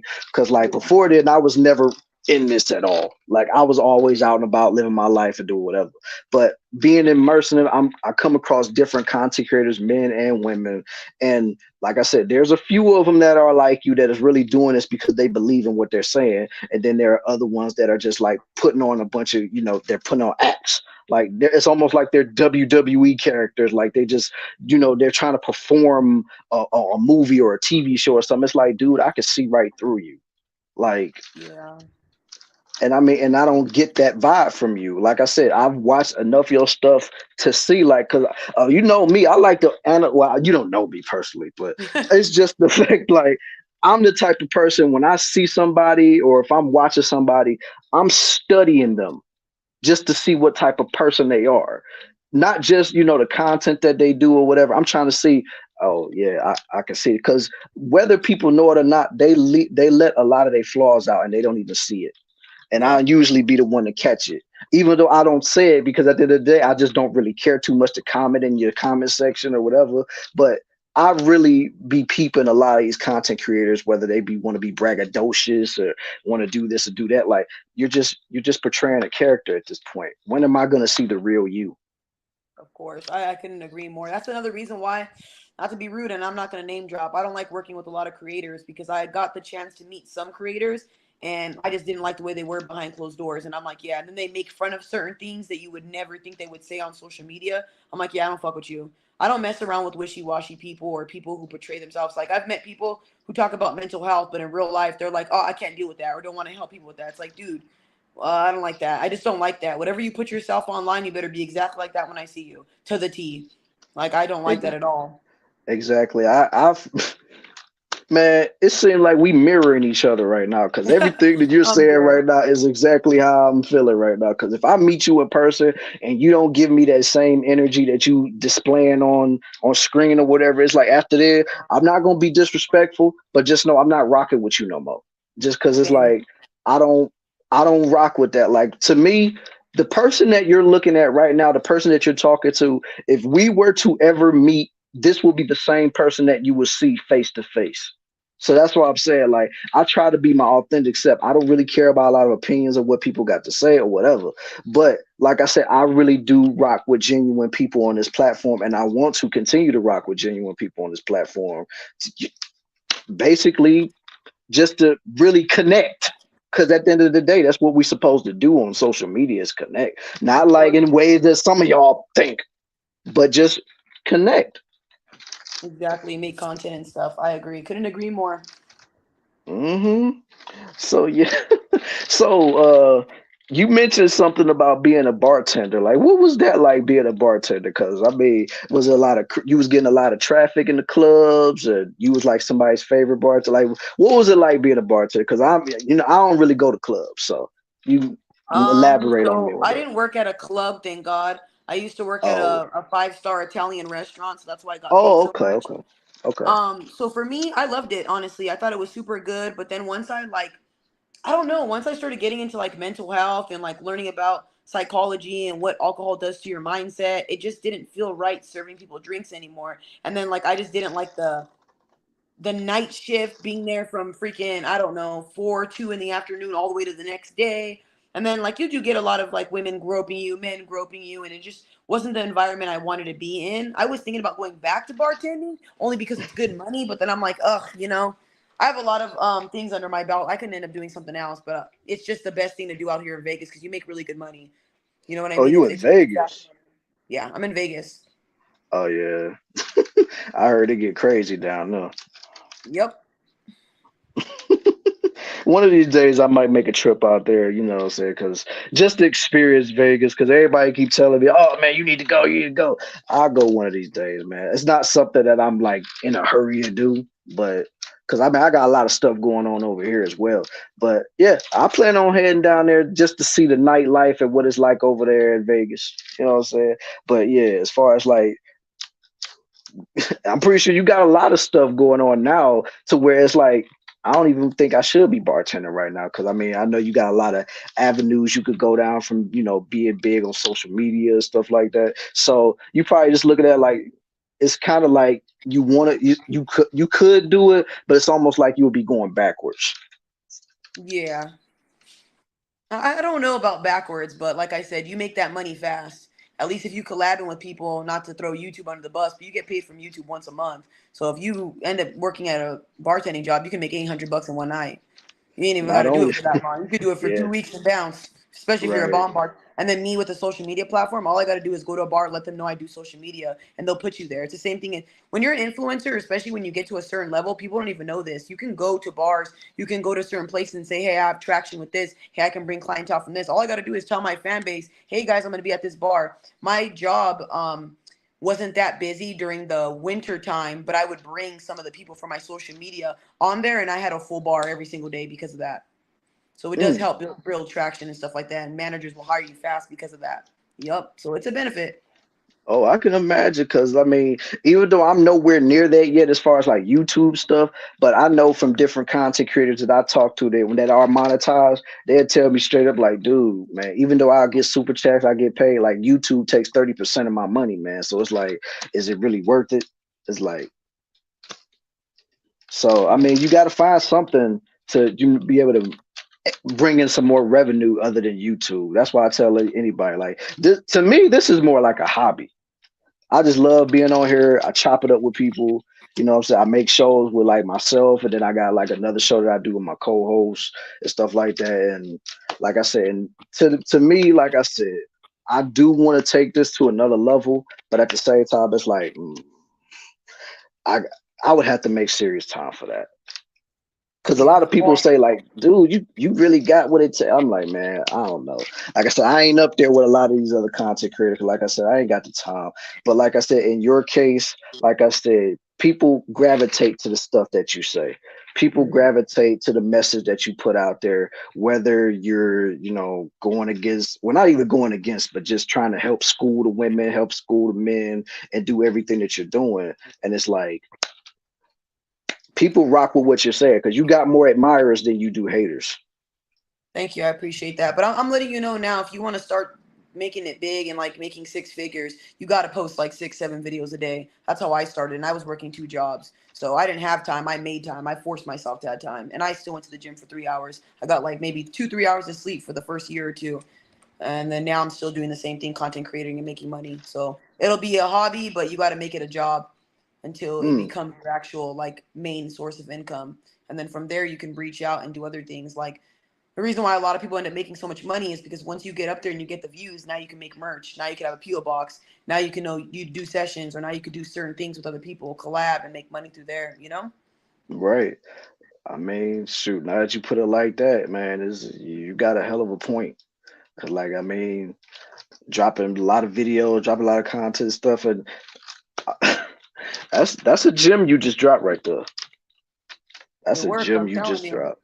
it Yeah. works. I mean, I know it works. I seen other content creators do it all the time. Like, and not just you. I seen other content creators do it all the time, like dropping multiple videos a day and stuff like that. Because it was a time period where I was dropping like a lot of shorts. So you do have a point on that. It's just I just have been slacking a little bit. But yeah, you got a point on that. Like, so for all the content creators, the small time content creators that's watching this right now, she just gave y'all a blueprint on what to do on how to grow your channel for real. Yep. But Post, push yourself to the limits. If you want it, you got to go for it. You can't be like stagnant with anything. How bad do you right, want it? You got to think about your competition. If you're going against people like Pearl, Fresh and Fit, all those type of people, they're posting like 6 to 12 videos a day. Mm-hmm. They really are. That's you right. You are absolutely right. All right. So let's talk about those tattoos that you got. Like I know like you got a lot of tattoos. Like what do all of those tattoos symbolize? Because I know they have to have some type of meaning to them. Like what do like some of your tattoos like symbolize for you? Like So the one on my chest is a heart being ripped open. My grandpa died in mm, the living room when I was a kid, so that's why I got it. ooh, sorry to Um, hear that.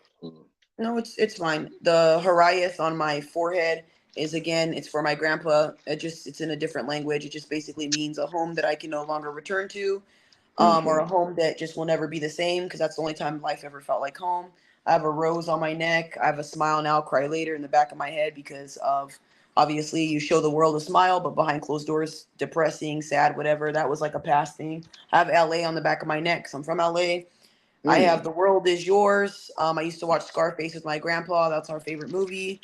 I have Lost Soul on my hand. I have Beautiful but Deadly because I actually fight professionally and like I do Muay Thai and Jiu Jitsu. So now I have Tortured Soul on my stomach, and then I have a koi fish on my leg. Mm. Yeah, Okay. I and I have mean, Lulu and Lulu on my arm. I forgot about this. So my grandma's name's right here. okay. That's He said, no, "Oh, okay." no. I'm just saying, like those are really dope tattoos, though. You Like got it I up. really, yeah, man. Like I mean, I don't know if I could do all that, but hey, man, like I said, those are dope tattoos, like for real, like no lie. Thank you. I appreciate that. Hmm.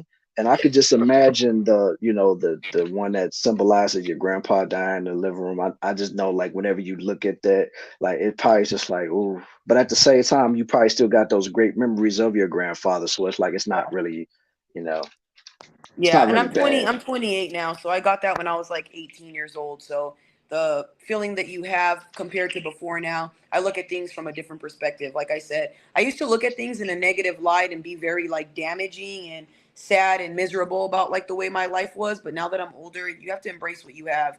You know what I mean? At least I got to enjoy those moments with him and have somebody in my life that cared for me. It's better to experience good moments than to not have them at all. So you got to be appreciative of the people that are in your life. You know, he wouldn't want me being sad or miserable and all that. And once I got out of that depression, look what I ended up doing with my life. Have my own place, my own stuff, my own YouTube. I built all this stuff by myself from the ground up alone with no help. That's what he would have Mm, wanted, you know? yeah, I can imagine, and I'm pretty sure wherever he is, he's probably looking down at you, proud as hell. Thank you. I Hmm. hope so. No, Shit. I'm no, trying, just man. I hope I so. mean, I mean, just the fact that you're able to take care of yourself, and now you really like, in my opinion, you damn near done skyrocketed. So the fact that you doing what you doing and you changing people's lives and you impacting people's lives with the content that you put out, like, I mean, wherever he is, he probably can't do nothing but smile. Yeah, thank you. No doubt about that, man. Because I mean, I mean, at the end of the day, all we want to do is just make the people that help raise us proud. At the end of the day, to let them know, like, yo, like at the end of the day, we're doing this for y'all to let y'all know that what y'all have instilled in us worked, you know? Of So, course. exactly. Mhm. So, let's get to this particular topic though. Like, so, I know just like how you know the whole landscape of the dating scene is pretty much a mess right now. So, like, why do you think that it's so hard for people to date in today's society? Like, why do you think that is?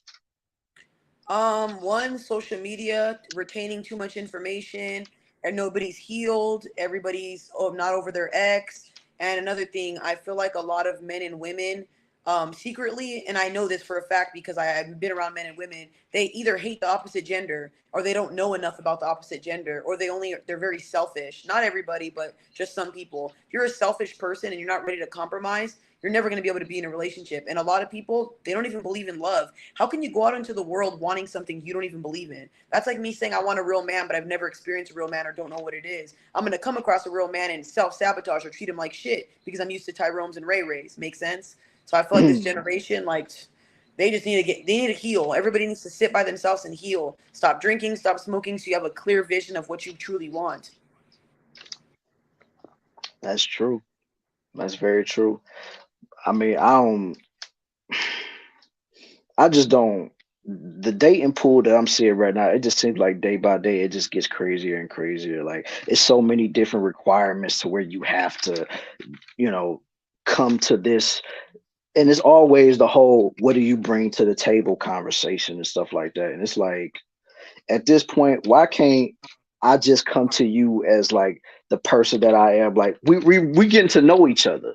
So why can't we just get to know each other and then we grow from that instead of you already knowing everything there is to know about me straight out the gate? Because you know what I'm saying? It takes time to really interact with somebody to want to know whether or not if you want to spend time with them. Because like I've seen so many people that just laid it on so thick at the very first date, never got a second date, and then it's just Well, I, I feel like people do everything wrong. You guys go to these damn dates and act like it's an interview or an interrogation. What are you, a cop? Take it easy. Like when you go to meet somebody, you guys should be off your phones, having fun, seeing if you vibe, have chemistry, not worrying about who's paying, who's doing this. Are you doing like, dude, why are you guys doing that to each other? Do you even like this person? See if the chemistry's there. See if you guys vibe. See if that person makes you feel safe, if she makes you laugh. Then go on a couple more dates after that. Then once you start saying, okay, we're really serious about each other, I know you're somebody I want to date. Then sit down and talk about all your boundaries, lay things down. You shouldn't be talking about my dad did this to me when I was 10 and you're on your first date. Oh, my mommy used to beat me. It's like, bro, what does that have to do? I'm just getting to know you. It's too much. But a lot yeah, of people that's don't understand that. It's way too right. much too soon. And they try to rush it. Exactly. Exactly. Like I said, they laying it on too thick on the first date. And it's like, first of all, like slow down, man. Like we this is the first time we're ever in a public setting, whether if it's going to the movies, going on a dinner date, whatever. Like, don't tell me about what happened to you in your past on the first date. Like that should be something more along the lines of like wherever we like maybe fourth or fifth date, if there ever is one. Then you could tell me something like that because at least we'll have some type of comfort with each other. We'll already have some familiarity with each other. So whereas like when you do decide to tell me that, it's like now we can get a little bit more closer. But if you just telling me something like that and I'm just remembering your name, it's like, oh wow, like yeah, I don't know about you. Yeah. It gives off too when you're too needy or too pushy, you're gonna scare the other person away. Especially me, I'm a healed person. So once I'm around somebody where I know you can't handle certain things or like you're oversharing, I know for a fact something's up. You know what I mean? Like you shouldn't be rushing somebody. You got to get to know the person. I agree. I couldn't agree more. Mm-hmm. Yeah, because I mean, it's just so many times that they do this on a regular basis. I've seen so many desperate dudes that's always willing to put it out there, even when they just meet a chick and they ain't even went on a date yet. They could just literally just be talking to them, just meeting them at the store or something. Be like, "Girl, you look so good. You so fine, girl. I'm trying to take you out the country. I'm trying to do this. I'm trying to do that, or whatever." But it's like you ain't took her nowhere. You didn't go nowhere to eat. You didn't take her to a movie. You didn't ask her what her favorite color was. Like, and already you trying to plan your future? Like, ugh. Yeah, that scares women, and that's one thing we don't like. We would much rather you tell us you want to take us out, or not even tell us, ask for our number, tell us to meet you somewhere, or hey, I'll come pick you up and take us there. That's all you got to do is be direct and do that. You ain't got to give us a whole speech about this. You got to calm down with that type of stuff. Especially a woman like me, I get people that overshare too much where it's kind of scary. Because then I could tell you've been either alone too long or you come off needy. And it's like, you can be direct without doing it in that sense, you know? Right. Yeah. Unfortunately, a lot of people don't understand that, man. A lot of people don't get it. Because, I mean, it's literally the simplest things that can literally get you far in a relationship. People forget that. They always want to go for the extra mile and stuff like that. Because it was a story that I seen a while back, and it was a young cat too. Basically, on the first date, he had the horse and carriage for the girl and stuff like that. Now, don't get me wrong, that is romantic stuff, but she got turned off of that real quick. And she stopped texting him, calling him, and all this stuff. And he was wondering, like, why would she do that to me? Blah, blah, blah. It's like, dude, you came on too strong, too fast, you know? And I mean, and Yeah. don't get me wrong, girls probably do like that, but they want to have that like later on in a relationship when y'all are more familiar with each other, not just, a very first impression. I Yeah, mean, for that's sure. just me. I could be wrong, but that's just me. No, you're actually right because we don't know you yet. Like I said, women, we as women, we look at men as our safety net and our safe space. Once we meet you, we don't know if you're that yet. So if you're already overbearing, oh, we're gonna go get married, we're gonna do this, we're gonna do that. Oh, here's your horse and carrot. It's too much. It comes off as love bombing. That's what we're taught. So we got to be very mindful. We want a man who's stoic and calm and understands he has to ease his way into that. You can be chivalrous. You can get her flowers. You can get her a single flower, get her something small like that, but I wouldn't go out and do all that extravagant stuff just yet. That's girlfriend stuff, not even dating stuff to me at least. Hmm. Yeah. I mean, you pretty much said it right there, man. Like it's too many people that always want to try to jump straight into a committed relationship just off of a meeting. And it's like, just get to know be friends first. That's what I say.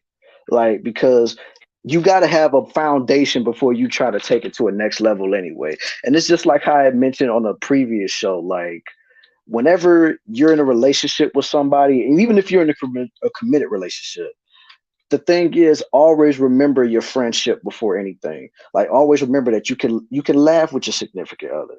You can, crack a joke. You can do whatever. Like, you don't always have to be serious, like always going above and beyond and showing love and stuff. Like, yeah, that's cool, but at the same time, if y'all started off as friends first, always keep that in the back of your mind. That way you could be like, girl, you remember that time when I was thinking about this and we was laughing about this?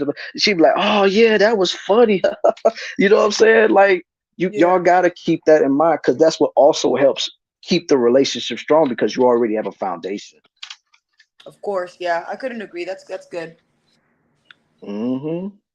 Yeah, I mean, that's just how I feel about it. But a lot of people, like you said, they just want to love bomb you to death, and it's like, that's never gonna work. It's never gonna last. So good luck on whoever you find next, because the girl that you're talking to or the guy you're talking to, that's not them. Of course. Hmm. So like, oh boy. So when's the next time you plan on talking to Pearl? I might catch that interview. I'm supposed to be going out to London at the end of the year, so it's not. Hmm. It's gonna be when I go on her debate thing. She has like, I guess, her own lives and stuff like that. She wants to put me in her wife's school, so whatever that is, and she has like a bachelorette type of thing with like a whole bunch of other women, and there's like bachelors and stuff. I don't know about that one because no offense to Pearl, there's certain guys that are on there that I'm like, I don't like none of these type of dudes. Those are not my. That's not my type. You know what I mean? I'm not gonna be pretending to be in a imaginary wife school thing because I don't know if you've seen it. She'll have Sneeko on there and like different bachelors, and I look at some of the people. That's not my type at all. I have a specific Man, type that I like to date, and I'm Sneeko give me weirdo vibes. I can't look at him for too long. really. That's just me. You know what I'm saying? Originally, when I first saw him, he was kind of cool, but then after a certain while, I'm like, all right, man, he kind of rub. I'm not saying he like that, but I'm just saying like he just kind of give me a weird vibe. That's just me. Mm. I can't say much. I don't really know Sneeko like that. I don't know. I feel like he's one of those kids. It's like because he grew up in this space. I just think Hmm. sometimes he doesn't have his own mindset, and I think that because he doesn't have like, I know everything about Sneeko because of the stuff I've seen and all the stuff he talks about. He don't have no family and stuff no more. So I feel like he just Mm, tries to find father figures and other men and stuff like that. But he just goes with the wrong crowd. And I feel like he's learning, but then he's like, I don't know. He still has his right, like ways. right. I feel it. You know what I'm saying? He just need the right people to take him up under their wing, man. Get him on the right track, man. Because like I say, it's just. I mean, because I know for a fact that he always hung around Fresh and Fit and stuff. So I mean, he also hung around Andrew Tate too. So I mean, Exactly. Exactly. and speaking of Andrew Tate, I heard you mention him a while back. Like, so do you rock with Andrew Tate? Yes, I like Andrew Tate a lot. I think he's a good example for men. Hmm. And elaborate. How do you feel that is? He's stoic. He doesn't smoke. He doesn't drink. He promotes being a man, taking care of women and stuff like that. Yeah, people probably don't watch his podcast with his brother. They probably only heard him saying stuff about Bugattis, but again, he's joking. He's not serious about that whatsoever. Hmm. He's also very open minded, so I like that about him. He'll go into interviews with people. Like he did an interview with a psychotherapist. He don't even believe in therapy, but he went into a video with psychotherapists and with Candace Owens, and he talks about everything that he's done. He's very transparent, and because he has such a strong bond with his brother and he believes in family, I notice a lot of men don't have that, and a lot of men don't understand how to be a good friend or a good type of man to their friends, or good father figure, things like that. So I like that. I like that he talks about that, and he's very stern with men. He doesn't like bullshit around or beat around the bush. So I really like the way he is, and he comes from a good dad. He had a father that passed away, so I admire that about him. I like bonds with men. Like I like the bond he has with his brother. I think that's a big thing for a lot of men. Mm, that's what's up. Like, cause like I said, you got a lot of people like that in this world that's like that. So for Tate, like I said, salute to that man. And I might have to start checking out his stuff because I mean, of course, they kicked him off of YouTube and a lot of platforms, so it'd be hard to look him up. But I'll check him out when I get the time. But yeah, Tate. But what was I about? I literally had it at the tip of my tongue. Oh yeah. So like I know you had mentioned something about your brother being the starter for you, being an advocate for men. And plus, like I said, you have a lot of women in on the other side of the space that constantly talk down on men, constantly want to just, S on men all the time, basically like men ain't this, men ain't that, blah blah blah, yada yada yada, right? So what made you feel like, okay, I'm not messing with them over there. I'm gonna be right here, standing on the front lines, basically advocating for men. Because I mean, those people that's talking down on men, it's not like they're not getting bank off of that either. Like they get easy money off of that. So the fact that you're deciding to stand with a lot of men and say the stuff that you say, like what ultimately was just like, you know what, I'm those women are crazy. I'm gonna be an advocate for men and I'm standing on what I'm standing on. I don't care what anybody got to say about that. I've been like this my whole life, man. It wasn't anything new. Well, me and my brothers have always been super close. My brothers would go through certain situations, have girlfriends cheat, have girlfriends put their hands on them. So me and my brothers have always been tight. They've protected me, I protected them. So this has been since I was a kid.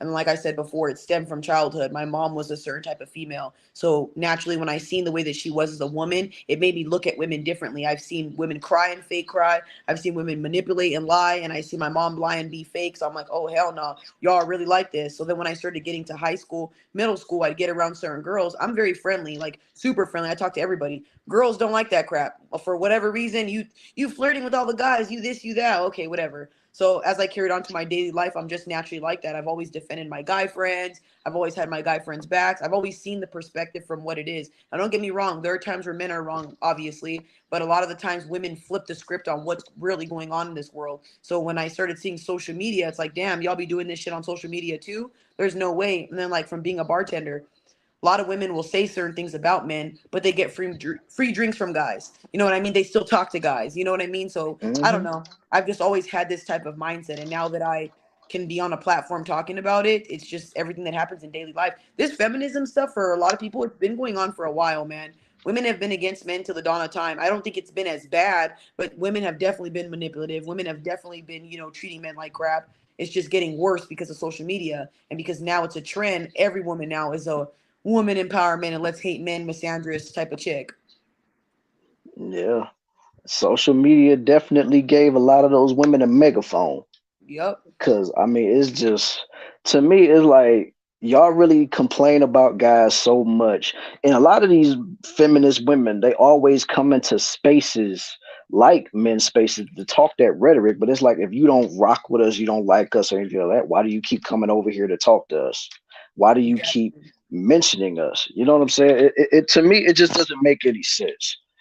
Because like I'm the type of person is like if I don't like somebody or I don't like something, I'm just not going to deal with them. I'm not even going to talk about them. But the fact that a lot of these people will stay on the internet, stay making videos, stay making TikToks, stay doing all of this, constantly talking about men and the transgressions they dealt with men and stuff like that, just so that they can get sympathy from other people to be like, you go, girl, you tell them, you tell them. It's like, is it really that bad? Because then once you turn the camera off, you about to call up a dude to come to your house right then and there to try to blow your back out.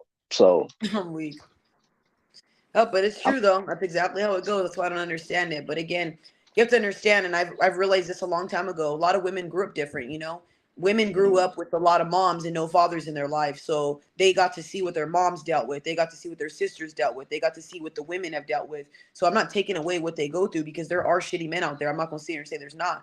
There's men who abuse women and do that type of stuff. They see that growing up. If I grew up in a male dominant home, I see the opposite of men getting hurt. So that's the reason why my mindset's like this. You can't be mad at the way, not you, just in general, you can't be upset at the way people view the world. It's how they were raised, how they were brought up. I do understand there are some women who fake that shit though. Because like I said, what you just mentioned, going to the bars or, talking to dudes when they get off the phone, stuff like that. But there are some women who their mindsets are skewed. And there's a lot of women who do that. If I didn't have a strong mindset like I have now, I would have believed half the things my mom would have said about my dad. Makes sense. So those women believe their moms and see their shit that their moms do and stuff.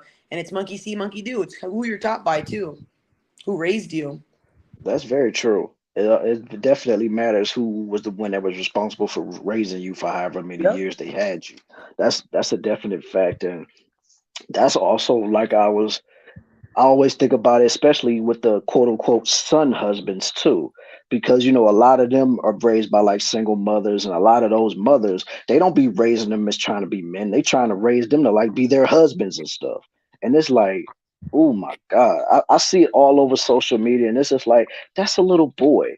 Why are y'all putting him through all of this? And then like when they do finally get in touch with their father after all of these years, and then they find out all the stories, it's like it blows their mind. Like why didn't I know this? Or like it really makes them go crazy. And I mean, I see a lot of stuff like this all the time, and it's just so sad to see how how it could just be like that. Like it really just blows my mind. It really does. Yeah, it's really sad. I don't understand how some women can just do things like that and not feel bad. But like I said, it happens every single day, and it keeps happening. And I don't know. Hmm. Absolutely, it keeps happening every single day, and it's just so sad. And that's why I say we just need more and more people to just come out and just bring awareness to that type of stuff. So that way, I mean, you're not going to be able to eliminate it. That's just not going to happen. But at least shine a light on it to try to minimize it as much as you can. Because if nobody's really out here to say the stuff that you say or other people say, I could imagine it being a lot worse than this. Of course, I agree. And it's just so sad to say like that. So, let me see. I don't think I have any more questions. I'm trying to see. Like I don't like I said, I'm trying to be very respectful of your time because I know you probably got a lot of stuff going on. So I'm trying to see if I could think of at least one more question before we get I mean, hey, chat, do y'all got a question for her while I think of something? Cause I mean, I don't want to just leave her sitting up here just looking at the screen all day. You know what I'm saying? I ain't trying to just have you just stand and be like, you know what I'm saying? Like I'm trying to at least give you some, trying to give you some conversation to think about, man. But yeah. So like you said you like to work out. So how often do you hit the gym? 6 days a week. 6 days a week. Oh my God. He said, "Oh my god." Hey, hey, but at the same time, man, I like hearing that a woman likes to keep herself in shape because it's like we talked about with the body positivity I'm stuff finna be like earlier. Lizzo if Like I don't. Hell no. exactly. Hmm. It also helps with mental health and stuff. I think that's another reason why I don't have as much built up trauma and built up anger and all that stuff. Working out helps a lot, especially with women and men. Working out's good for the soul and the mind. Right. It really does, man. Like, cause I mean, it's nothing like being able to go to the gym and just put on your favorite music with your earbuds in, whether you going through the weight bench, dumbbells, the treadmills, all that stuff. Like, I love it. Exactly. You know, yeah. Like I said, whenever I'm not working, that's what I usually do. I just go to the gym and stuff like that. So yeah, but 6 times a week, woo, we, I ain't that young anymore. I'm dead. Oh man, I remember I did used to clang and bang like that back in the day, but I can't do that now. Like I'm getting up there. Oh man, so like, how far do you see yourself going in this social media game though? Like you said you want to be up there with Pearl. Do you see yourself one day surpassing Pearl? Um, uh, I want to say something that I feel like maybe it's not the same as other people. I'm not in competition with nobody, man. I don't give a fuck about what other people are doing, and I don't mean that in like a Hmm. rude way. As long as I'm able to feed my family, as long as I'm able to, either fund certain things, like Jordan Peterson is able to have seminars where he can sit and talk to his fans and sit and help people. I want to do stuff like that. I'm not trying to do no bullshit ass podcast where we're just sitting down arguing, having all these dumb girls argue with each other. Who I don't care about them dumb women. I want to talk to the men who are mentally impaired. I want to talk to the fans and stuff like that and build seminars. I want to be able to, like, I don't know, have like maybe institutions and stuff, not like actual institutions, but like places that I can fund that people can get therapy sessions in, like California and maybe Texas, places like that. I want to do stuff for the world. I don't want to do what she's doing, if that makes sense. Like being like a Jordan Peterson is something I would like to do. More like Joe Rogan, something that's cool, something that people can look up to, not drama, man. I'm trying to be able to lead people in the right direction. Not, I don't feel like are teaching people anything, but to argue and bicker about your opinions when we all have opinions. Oh yeah, I absolutely agree with that. Say, oh, somebody in the chat actually do got a question. Okay, this is from Riz. I don't know why it's not showing up in my StreamYard. That's crazy. Uh, they said, where do you see your content going in 5 years? I mean, I think you might already just answered that, but just for my viewers that's asking. So, Okay. Well, for now, I already know that, like, I'm by myself, so I'm doing as much content as I can, working out, things like that. But of course, I want to be able to branch out, and then like I want to have like my own little like cooking channel. And if I do end up getting a partner, which will probably happen, not going to say if, I would love to have like a couples channel and stuff like that. So the next 5 years, just having multiple social media platforms, being able to give back to people, doing giveaways, things like that would be cool. Maybe having meet and greets, so just being able to do bigger things and bigger platforms, and then starting my street talks and stuff. So just being a normal content creator, just being more up there, if that makes sense, more views.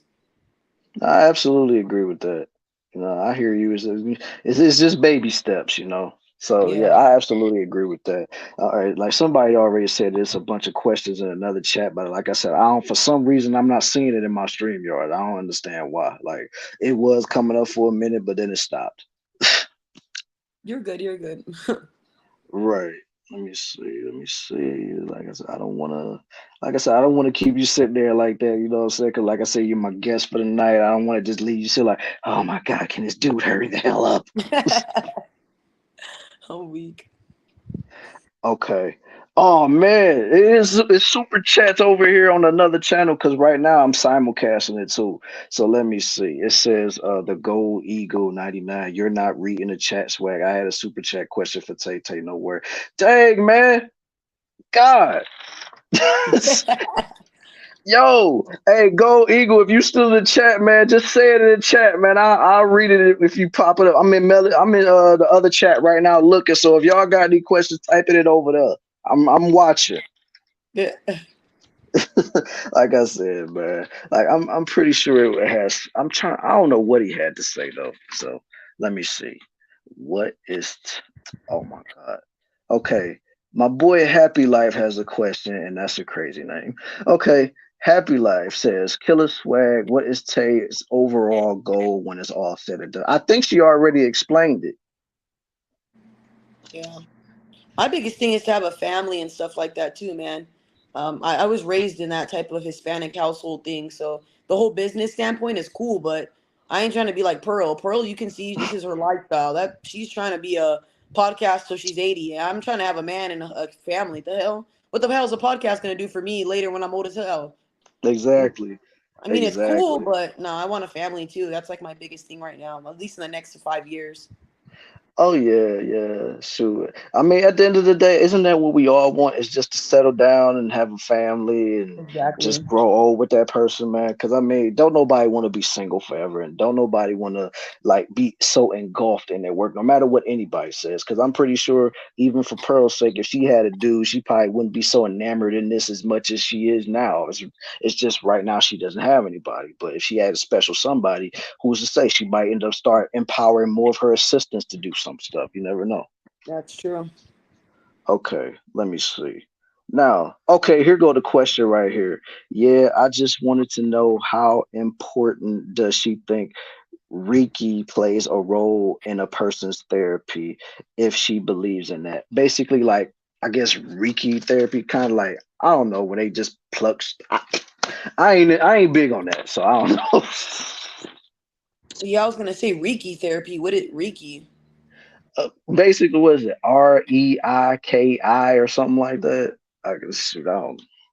Like I said, I mean, I be seeing stuff like that as far as like on ASMR videos where it's like, Unless he's talking about how important therapy is in general for people, it depends on the person. Because I've met people before that it's like you can just talk to them about a simple thing, and it's just you explaining something to them. Some people don't have a rule book, man. A lot of people don't have parents, don't have guidance, don't have anybody. So if you have more knowledge than somebody, you can put that on them. They won't even need to go to therapy. But there's other people where their therapy is impacting their life. Like when I see people with heavy drinking problems and they can't stop, or when they have heavy rooted issues with their parents and they can't, stop people pleasing or things like that, that's therapy based. You've been touched as a kid, that's therapy based. There's nothing in the world's going to help you fix that type of stuff. You know what I mean? All that stuff carries into your adulthood, into your it bleeds onto your relationship too. You might think you're healed when you're single, you get with a man, now all of a sudden you self-sabotaging. People can say they're healed as much as they want. You'll know you're healed when you get into a relationship, a good one. that's absolutely true. You'll test That your is, boundaries. you're right about that. All right, let me see. Melody got a question. I think she already answered this one earlier, Melody, but I'll ask it anyway. I really do believe she already answered this, but let me see. Question: Pearl is obviously a grifter. Are you just around her to grow your platform, or do you sincerely rock with her? Like I said, I think she already answered, but I'll give you the floor to answer it if you Yeah. want it. I don't have a problem with anybody in this space. Like I said, I have no issues with nobody. I look at this from a business standpoint. I have no hate in my heart, no ill will towards anybody. It's a business. And if somebody's going to put me on their platform and tell me, hey, let's go do this, I'm going to do it. Like whatever podcast, they reached out to me, said, Tay, be on my podcast. I went on there. You know what I mean? Same thing with her. If she reaches out to me, says, hey, Tay, I'm in Vegas, let's collab, I'm going to do that. If somebody reaches out to me, I'm going to go ahead and take it. I don't reach out to nobody. But if they reach out to me, then I'm down. Like I said with Pearl, I don't know too much about anything that's going on. So people thinking that, oh shit, she's a part of this, hating whatever Pearl hates or whatever. Like I said, at the end of the day, it'll all show regardless. So I have a mouth on me, y'all. I can protect myself if I need to when I get on these podcasts. So have faith in me, shit. Yeah, well, Melody, there go your answer right there. So you already know. All right, let me see. Happy Life again with a question for you. Tay, what are you looking for in a man? Is it value in terms of money or commitment? And also, do you want a man to be friends first or go for it? I would like for a man to be friends first and then go for it. The reason why is because I understand my social media platform is something that's important to me until I make my money. I don't expect a man to take care of me, buy all my stuff. That's not what I want. But he has to understand I help people now. I can't just say, oh, I can't do this anymore. I won't do that. So I understand that, and I need a partner to say, you know what? I understand she has a job. I'm not trying to interfere with that, but I'm not going to make my job my whole life to where I'm not seeing my man. But no, my value is not in money. I make my own money. So I just need somebody to be able to bring things that money can't buy. If you ain't loyal, don't fuck with me. If you're not honest, don't fuck with me. If you're gonna have me out here looking dumb and you cheating all the time, if I can't say with my whole chest, that's my man, he'll never talk to you bitches. Do not be with somebody like me because I'm a very straight up I love how you laughing. I need a straight up person. So like if you haven't got all that out of your system, you ain't for me. Like I just want a man who's funny, stoic, has my back, and believes in like traditional family values because I was raised by grandparents. I know my role. I know what I should and shouldn't be doing. So if I have to come in this and you don't know what you're doing and he's doing this and that, and it's not going to work, buddy. And I'm not an argue. I'm not a screamer. So I'm going to tell you, you got to go, buddy. Pack it up. You're done. Hey, can't even complain on that one, man. Because, like I Mhm. said, it's a lot of people that's always want to jump straight in when it comes to relationships. That's almost No. basically what I touched on a little bit. Just I said you got to have that foundation first, as far as being friends. Then you can move on into the other phase. And like I said, no matter what, you'll always have that foundation that y'all can fall back on, even if like y'all have tough times in a relationship. Like at least y'all know, like, hey, we were friends, we were great friends, and we can always fall back to that. Exactly. That's what I say. And plus, when y'all be rushing into things, you don't understand this, y'all. I'm not a perfect person because you see me on social media. I got flaws too. You rush into this, you're gonna fall head over heels for somebody you barely even know yet because of certain things. Take your time. You ain't trying to get hurt. And I always tell men this. I've had this happen recently where guys will not be healed and they'll come to me and you can see that they're not healed as it starts bleeding onto me. And I'm like, oh no, once I can tell you're not over your ex or you think this is too good to be true or you got trust issues, I've already healed my damage and healed my stuff. You can't come to me with all that type of stuff. Don't get me wrong. I'll help you. I'll be able to maneuver things, reassure you. But it comes a point where it's like, when it's too much, you know what I mean? Or like it's over consuming this and you're insecure to the point you can't do this, you can't do that. And because I'm not insecure like that. You can do whatever you want. But if you can't meet me halfway, I feel like I don't ask for things that are hard. I'm not asking for 6 figures, 6 foot. I'm not asking for none of that. You can't buy me ice cream twice a month. You can't see me. Ice cream is cheap. Ice cream is cheap as I was about hell. to say ice cream is cheap, yo. I love ice cream. It Shoot, could be any type of ice cream too. I don't care. shoot. Hey, if push come to shove, you could buy ice cream at the grocery store and make you a cone or a bowl or something. Shoot. Yep. See, there you go. Ice cream sundae from McDonald's is $1. Exactly. Mm-hmm. Yeah. Yeah. I mean, that's true though, man. You got to be able to have your priorities in order before you try to step into a relationship like that. Yes. You can't just go into it with like, fairy tale lenses on thinking it's going to be like this and you can't even do the fundamentals. Like, Exactly. that's crazy to me. Whatever All you right. guys ask for, make sure you have that. If you ask for loyalty, you better be a loyal person. You ask for a girl who is gonna take care of you, you better be taking care of her. So my grandpa always told me, if you want something from a man, you better make sure you have that shit. So I always made sure to embody that as I got older. Do the same, man. That's it. Mm-hmm. Let me see. Mel said you can make ice cream from scratch. I'm pretty Yeah, sure that's you even better. can, That's Mel. cool. Yeah, that's even better, man. Y'all can make it together and eat it together. All right, let me see. Happy life again. Tay, if I'm a pearly times 200 and I'm really racist and had a dirty man, happy life. Man, I had a dirty past, would you still do business with me to make cold hard You don't have to answer that if you don't want to, but if you Happy do, life. Those don't sound like happy questions. exactly, man. He goes against the grain sometimes. He cool peoples, but he go against the grain a lot. No, it's fine. People like to challenge your views. I don't mind that at all. I love a little challenge. But Hmm. what was the question? Would I work with him if he was Okay, what, 200 let pounds? me What does that see. have to do with He anything? said if he's pearly times 200 and I'm really racist and had a dirty past, and would you still do business with me and make cold hard cash? That's what he's asking. Ooh, it does. Basically, if he was times 1,000, so to speak. Yeah, but see, you're saying racist and you have a dirty past. I need to know what that dirty past is. Well, happy life. There it is. You guys should get. You Yeah. got to elaborate more on that, bruh. What's the There's dirty certain things, past? yeah. Mm-mm. Yeah. If So like we. you beating on women and you cheating and you doing all that stuff and talk about come on my podcast.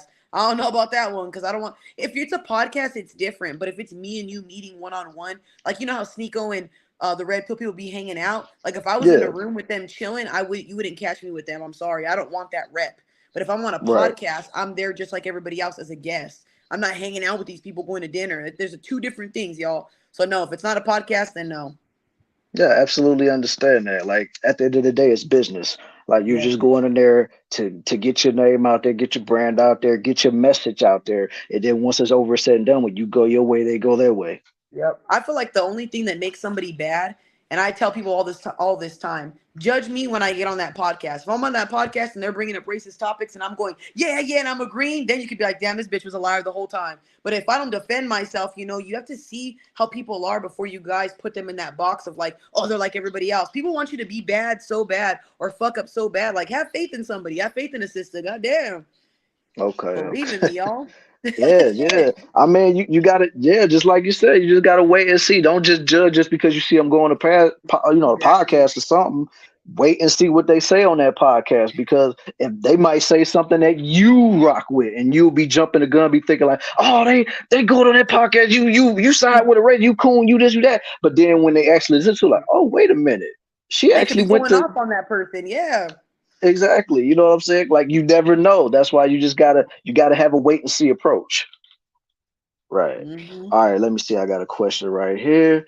Ask her what's her views on the passport bros leaving America for foreign women. That was from Melody. Hallelujah to that. I say men go wherever you're valued. If you have these women dogging you out, you approach a girl and she's, get away from me, you insult, you nasty. Shit. Go to them Latinas out there, big booty, who are ready to cook for you. Amen, brother. I support it. Amen. I support it. Amen. Go through them Latinos, man.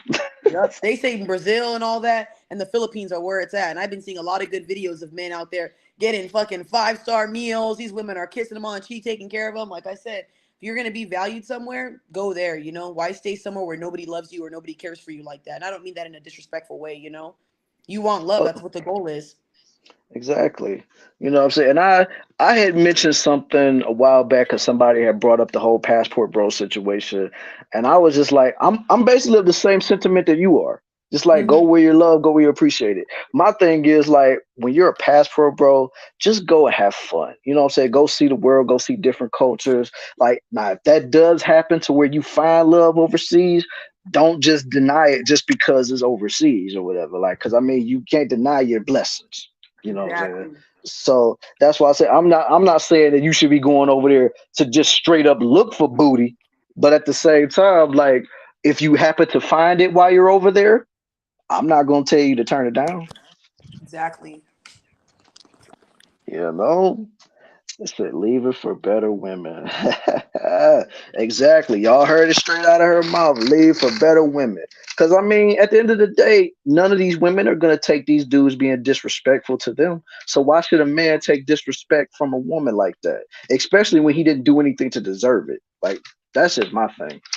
Now, if he out Exactly. here being dirty, grimy, or whatever, then by all means, do what you got to do. But if that man is showing you nothing but the utmost respect, love, unconditional love, and all that stuff, but you still want to treat him like he's crap, then I mean, you can't get mad at him for wanting to go elsewhere.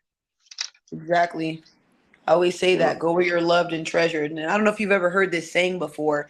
You could be a two where you're at, but you can go to Brazil and be a 10, you know? They say that they I love actually black heard men that out before. there. So you better I go actually out there heard where that you're before. treasured. Yeah, I actually heard that before. It was a long time ago, but I heard it before. Yeah, definitely. But it Hmm. was a different place. They said you could be a two over here, but somewhere else you could be a 10 or eight or something. I'm Yep. like, yeah, I definitely heard that before. All right, I guess he's elaborating now. Bring racist topics like slavery, fire a man from job, doing anything and everything to get views. Would you, my good friend Tay Tay? That's happy life again. I guess he's elaborating. Mm. What he wants me to what? Bring those up, those topics? No, I'm guessing he's saying like if hold on, let me go back to Oh, his he said last if he question of was what he yeah, said. if he was like a pearly times 200, saying if he was to bring up racist topics like slavery, firing a man from his job, doing anything and everything to get views, would you, But you know, this is the thing though. I don't know about this stuff. That's what did she bring up that has to do with slavery? only thing I know is That's what that, you I'm saying. Because if know, you guys are saying this, I don't really know about those topics and stuff. And anytime I look at the videos to try to see them, there's nothing on YouTube. That video was deleted, y'all. So whether you guys are saying this or not, I don't. There's no clips. There's no nothing. So I don't get to see what she said about that. I feel like people should just stop talking about these damn topics. If you are not black, shut the hell up when it comes to these topics. That makes no damn sense of why you're talking about slavery. Am I gonna be talking about freaking what happens to natives? No, I wasn't there and I'm not them. That doesn't make any sense. Keep your mouth shut about shit you're not in. People are crazy when they say things like they've been there. Oh God. Too touchy oh for yeah, me to they talk about. yeah, Mm-mm. yeah, that's too touchy, man. Like, and they always seem to do that to try to speak on something that one you was never there to experience, and two you would never understand what happened in those time periods. Like that's why, like when it comes to subjects like that, I don't even like talking about it because when I've never experienced it, and I know for a fact you've never experienced it, none of us that are Exactly. watching have ever experienced it. Now, maybe our grandparents, great grandparents, or something like that, they would have more knowledge of that than we would, but Exactly. not us. Yeah, and I always tell people that too. Like I was raised in a Hispanic household. I don't like touching on those topics. Will I defend black men and women all the time? Yes, I will. But when people bring up slavery, I'll automatically tell them I don't want to talk about this shit, and I have no words for you guys. You guys can run your mouth about that, but I'm not gonna say nothing. Um, absolutely. You got to shut that down right at the door.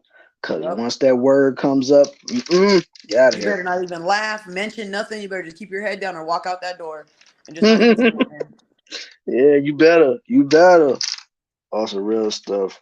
All right, let me see. Let me see. So far, I'm not really seeing any question, but if you can't say if you're not.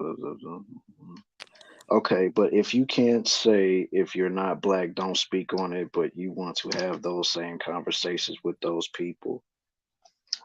I don't know if that was a question, but I think that was just a comment by Gold Eagle 99. Again, I have a mouth on me. I would just not bring them up. And like, if there was a topic like that brought up, I'm gonna say, dude, how is this helping the world? We see what's going on every single day. You know, racism exists. We see police brutality. Why are we talking about slavery? Why don't we talk about trafficking and stuff that's actually happening now? I'm not gonna discredit what happened back then because it was awful, you know, and I wish it never happened. But like I said Mhm. before, I'm not gonna talk about these topics with anybody. I shut shit down, y'all. I'm sorry. I don't know about you guys, but I got a mouth on me, and I don't care if people like me or not. I'm not there to be liked. I'm there to be heard. Uh, yes, sir. Y'all heard her. Mhm. She ain't got no filter. And like I said, that's something that I can respect, man, especially in a world full of marshmallows. Yeah, and everybody wants to have a big mouth about these type of things for either views or whatever. And that to me is the dumbest thing you could do. Why do you want to go viral for being controversial or putting your nose in things that have no business so that people can sit there? What if you meet somebody in real life who beats the brakes off of you because you want to talk about black people? I would not even go doing that. Where I come from, people get knocked out just for staring at somebody. So I could imagine you bringing up some dumbass topic like that. Hell no. I'm not even Uh, gonna do that. I'm not dumb. Absolutely. Mm-mm. Absolutely, man. Like I mean, that's just facts. I mean, and plus, right now you got a lot of people that's really agree with what you're saying. Like sometimes you just got to leave that alone, man. Like just Hmm. don't even bring it up, especially if you don't know nothing about it. Especially when you know that your ancestors were never on the receiving end of that. So just leave it alone. Yep. Yes, sir. Woo-wee. All right, let me see. I'm seeing some comments come up, but not a lot of them. Jesus, what is going on with Street, man? StreamYard been acting crazy these past few weeks. It But really has been. yeah, man. Cause like even when I tried to have a show, man, the other day, I couldn't see a lot of the comments. And then it took like an hour or two later for the comments to come back up. I'm like, I'm about to get ready to leave, and y'all gonna come up now. Oh All right, no. let me see. All right, I got a question from the homie Mel Logic. How you feel about your experience when you was on the that whatever podcast show, Tay? I know your brain was hurting from those girls talking. Well, first and foremost, okay, y'all. I didn't have a problem going on there. The reason why I haven't went back was because, like I said before, I like to debate people and I don't take shit personal. And a lot of the women on those podcasts take it personal. Um, it was a cool experience. It was fun. I might go back later this year. Haven't decided yet.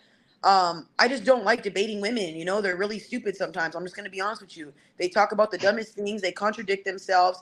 One of the girls talking about, I got 36 bodies in the last month because my parents split up. You're 36 years old, bitch. What are you talking about, dude? How does that affect you getting dick? That didn't make no sense. You know what I mean? She had more bodies Right. than I've ever even seen pee in my life. So I'm like, yo, that's a trip. So being on those podcasts, going back and forth with those girls, and sorry, y'all, my brain was about a split in half.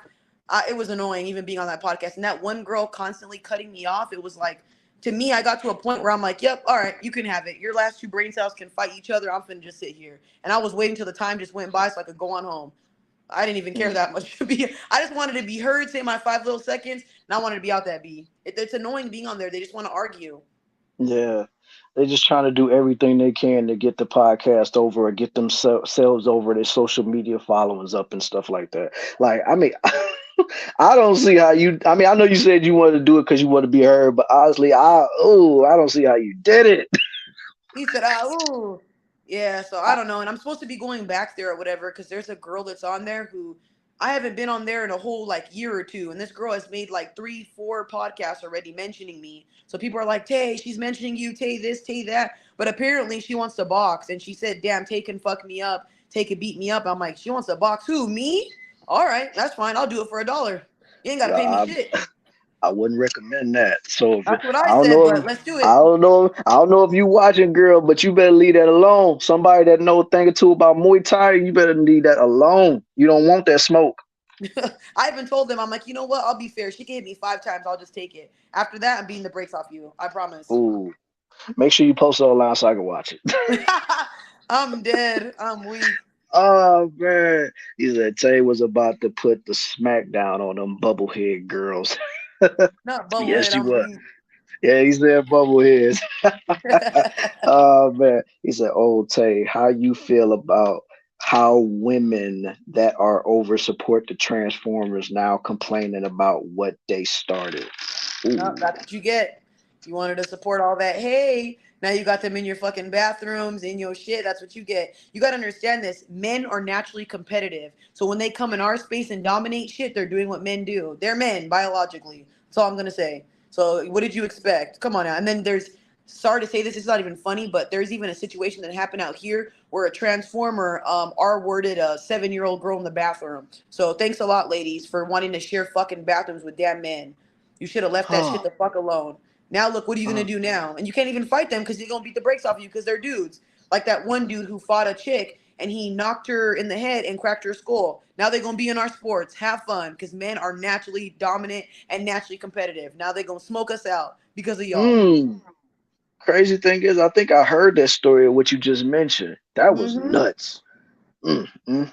Whoa, whoa, It's whoa, sad, whoa. and I'll even send you a video later if you want to see it. It's fucking disturbing.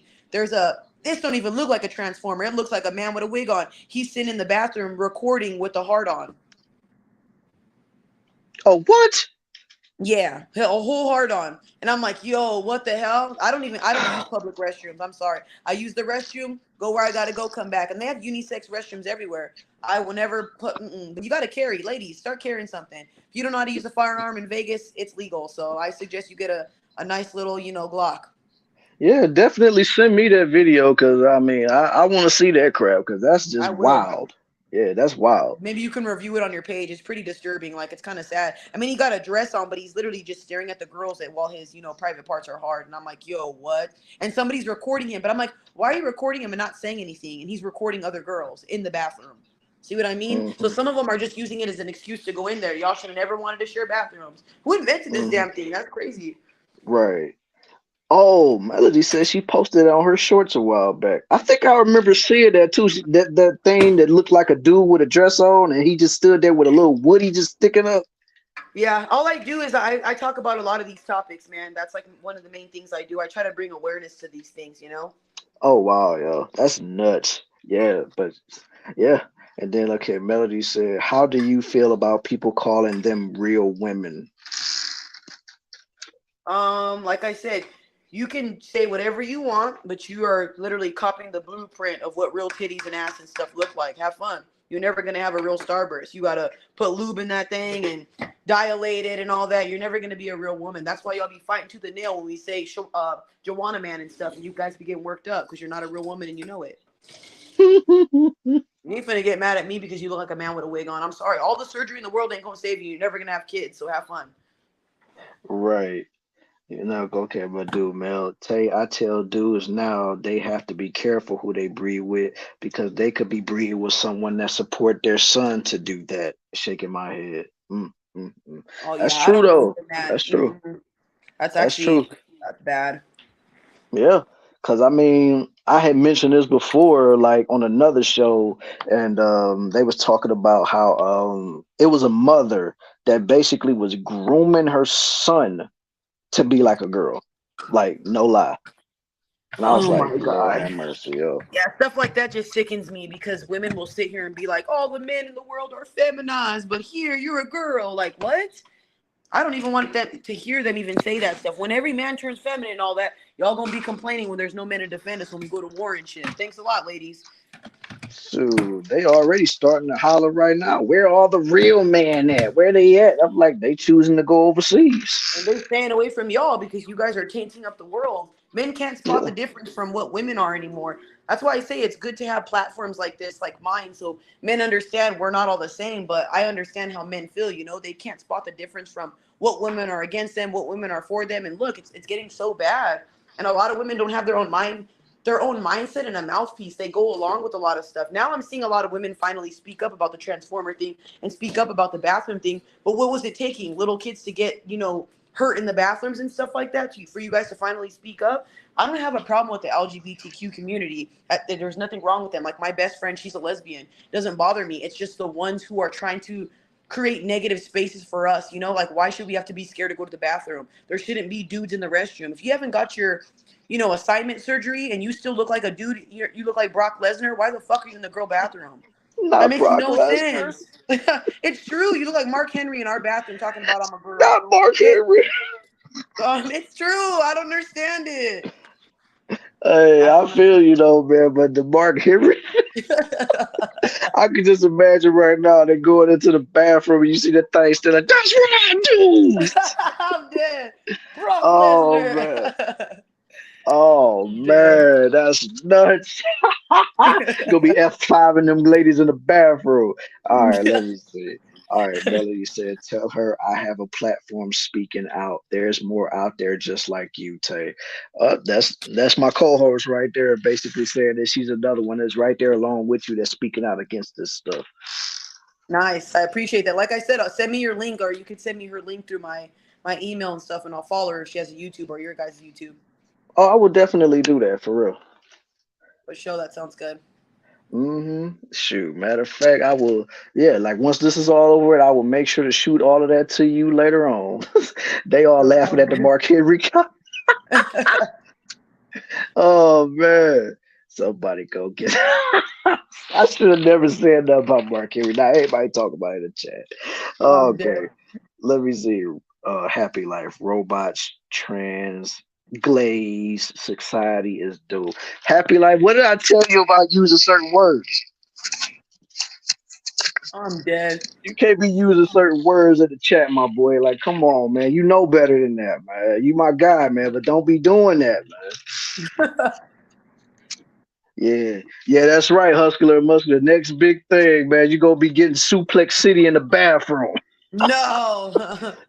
Oh man, not Brock Lesnar. But I mean, it's like that though, man. But it's like a lot of guys, including myself. I've said this even back when I was in my 20s and I seen how this was moving. I said, man, if y'all don't stand up right now and nip this in the bud, it's gonna get a lot worse. And now look what happened.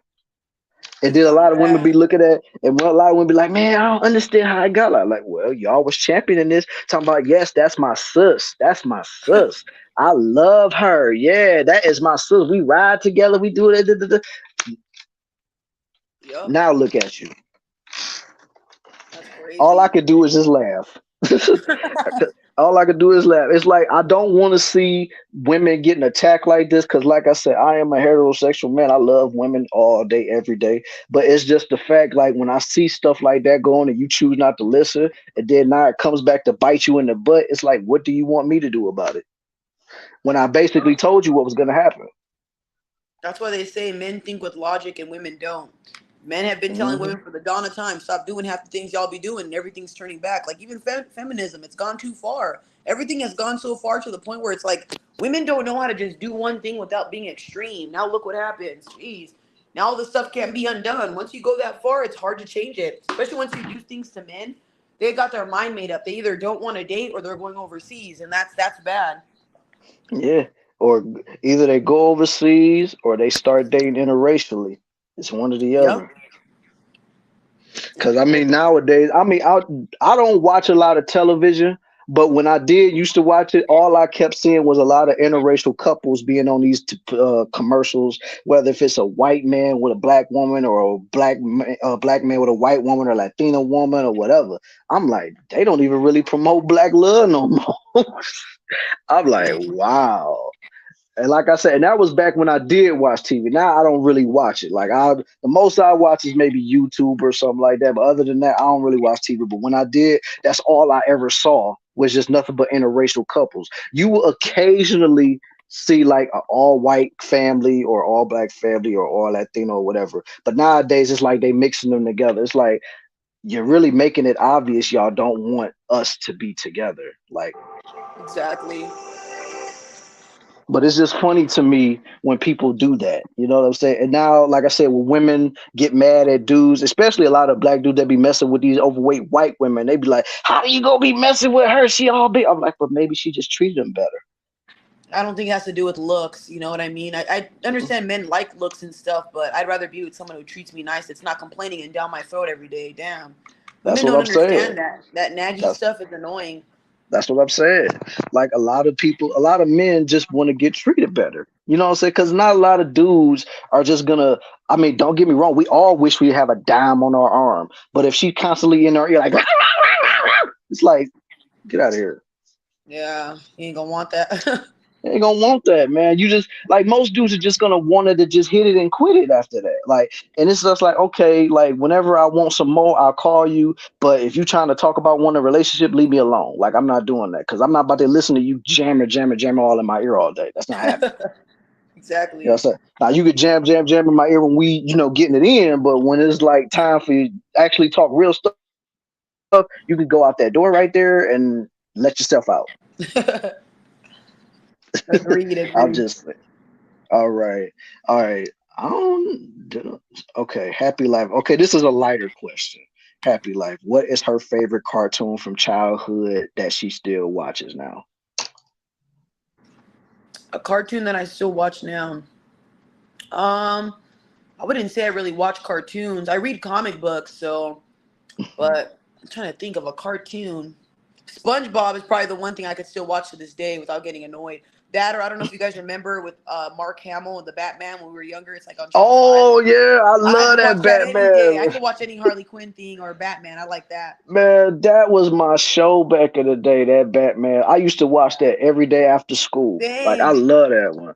I Yeah. love that show. Like, I could sit there and watch it for hours, watching the late Kevin Conroy voice of Batman, Mark Hamill was Joker. Oh, Yes. man, that just took me back right there. Like, I love that show. I'll probably go watch it after this, man. Just Yeah, because, that's something like I I for said, sure could watch. yeah, man. Okay, 90s cartoons is where it's at. Absolutely. Because I can't watch this new crap that's out here. Like I said, I don't even know what's out there because I don't watch TV anymore like that. So I don't know what's out there. Okay. Okay. My boy said, give me a sweet and spicy Latina and I'm good. I'm dead. Oh, he crazy. Okay, Mel. The Batman the animated series, I got that collection series. Yeah. I mean, I think they got it on I know they got it on one of them streaming platforms too, though. Trying to Yeah. think which one. Oh my God. I guess here goes another light question. What is this? What is y'all's favorite WWE superstar? Mark Henry.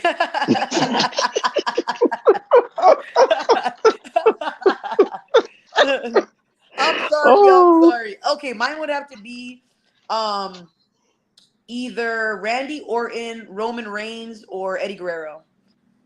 Eddie Guerrero, Randy Orton is a good choice. The new Roman Reigns, the tribal chief, that's a good character right there. Yeah. I like that I one. used to love WWE, so I'm kind of glad you brought that up. Yeah, I mean, I was definitely a fan of the WWE and when it was WWF. Like mine's would have to be like Stone Cold Steve Austin, that's one. Ooh. And then The Rock, that's two, and it would either be a toss up between Triple H and The Undertaker. Oh, I Like, forgot cause about Triple H because I like Triple H and Kane. I just oh remember yeah, Kane. I used to love Kane when I was a kid. I don't know why. He was scary though. yeah. I mean, I remember Kane when he just walk around and had that stupid thing up to his throat, acting like his throat was all messed up, and then he choke slamming people and stuff. Like, man, Yeah.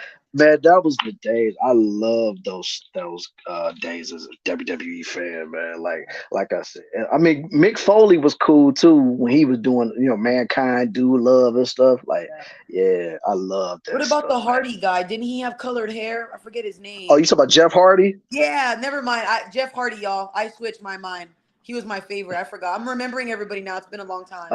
Jeff Hardy was dope, man. I I like loved him him. seeing him diving off them ladders, and he Yeah, there dove you off the go. stage a couple times. I was like, man, this dude just don't care. I know he got to be banged up when he get home, man, because he be doing a lot of stuff. Yeah, for real. Yeah, Hardy Boys, Matt and Jeff Hardy. Yeah, Yeah, thank you. yeah. I remember now. Oh yeah, that was a dope tag team too. Like they was up there with the Dudley Boys and stuff like that. Oh, don't forget Lita. How can you forget Lita? Oh, No, Lita was one of the first chicks to ever really do a lot of them crazy spots in the ring too, though. Like, cause a lot of girls they always be trying to act like they was divas, but Lita was like, "No, I'm gonna slap you in the face with a chair." yup. She was trying to be crazy. hmm Okay, we got Andre the Giant. That's way before my time, man. I'm weak. I mean, shoot, because when he was doing his thing, I don't even think I was born yet, so I don't know. I mean, I saw highlights of him, so I know who he is. It's just like, I just never really got to fully experience Andre the Giant. Like I experienced the Ultimate Warrior because I remember as a kid I had one of them little Ultimate Warrior dolls, like the Hulk Hogan dolls and stuff like that. Uh, I mean, that was so dope. Okay, my dude said I used to love Rey Mysterio. Oh, Rey Mysterio he's one of the greatest luchadors to ever do it. Yeah. Okay, he really is, and I'm surprised he's still going after all this time. Like I'm like, dude, man, ain't you about 50? You need to start hanging it up. Like most of the people that came in when he was coming in, like they either They're gone. retired or they no longer here, man. Like, shoot. That's why, like, I miss watching Eddie Guerrero because that dude he was one of the coldest wrestlers I ever seen, man. Yup. He Every sure time I was. seen him, he would be out there, be like, "Oh, that Viva la raza!" I was like, "That was my dude right there, man." And then when he actually won the title back in 2004, I was like, "Yo, that's what's up." Because I didn't even think he was gonna do it going up against Brock Lesnar. I thought they was gonna keep it on him, but the fact that Eddie won it, I was like, "Man, that was the move right there, man." Yeah. Okay. Hustler, Muscular, Sable, Lita, Trish Stratus are the true divas of WWF. Okay, and then Hatch Dragons, WrestleMania 17, Chris Benoit versus Kurt Angle. I don't know if we could talk about that because of everything that dude has done, but if we going wrestler wise, yes, that was a great match. I will say that. Okay, let me see. What is your favorite WWE, WWF female male superstar of all time? Dude, Happy Life. Oh my God. All these run-on sentences, bro. I'm gonna try to make sense of this though. What is your favorite WWE slash WWF female slash male superstar of all time, past, present, or future, in WCW, ECW, Raw, SmackDown? Which one is more enjoyable to watch? God I, damn. I tried to make sense of it. I tried to make When it sense came of to it. the girls, I didn't really care for the females, so I've already named my like the guys that I thought were cool, which would be like Mhm. Randy Orton and all them. I'm sticking with that, but Jeff Hardy's probably the main guy that I like. Oh yeah, yeah. Randy Orton is something else too. Like I just love the way that he used to look at a ring every time he would just had that menacing look on his face whenever he about to hit the RKO or hit that punt kick. And then of Mm-hmm. course like he would stomp all of your body parts and stuff. Like Randy Orton was that dude, man. So Yep. I know like, cause I used to watch WWE heavy back in the day, so I know about Randy Orton. But like after a certain point, man, after I seen they kept making John Cena the hero, I'm like, man, I gotta leave this alone, man. Exactly. Cause like, cause one of the times when I was watching on a regular is like when The Rock first came back, like back in 2011. I was like, oh snap, The Rock is back. This is crazy. And then like, seeing him go up against John Cena a year later, did he beat John Cena? I'm like, oh man, that's a perfect way for him to go out. And then when they had the rematch, a year later, I said, I already know Cena about to win. I already Yeah. know. Cause it's like, what? Why else would you have the rematch if the Rock was just gonna win it again? Like that just don't make no sense. You know? Yeah, okay. Yeah, John Cena ruined WWE. CM Punk put people on notice for that. Oh yeah, I definitely remember that pipe bomb promo he had like back in 2011. That was crazy. And CM Punk was another dude that was straight edge. He didn't drink, he didn't smoke, he didn't do none of that stuff. Like, but Yeah. so I mean, he could wrestle his ass off too. I think he still wrestles too, but I think he wrestled for another company. All right, but let me see. I'm telling you, Booker T underrated, and he was in a Bad Bunny video.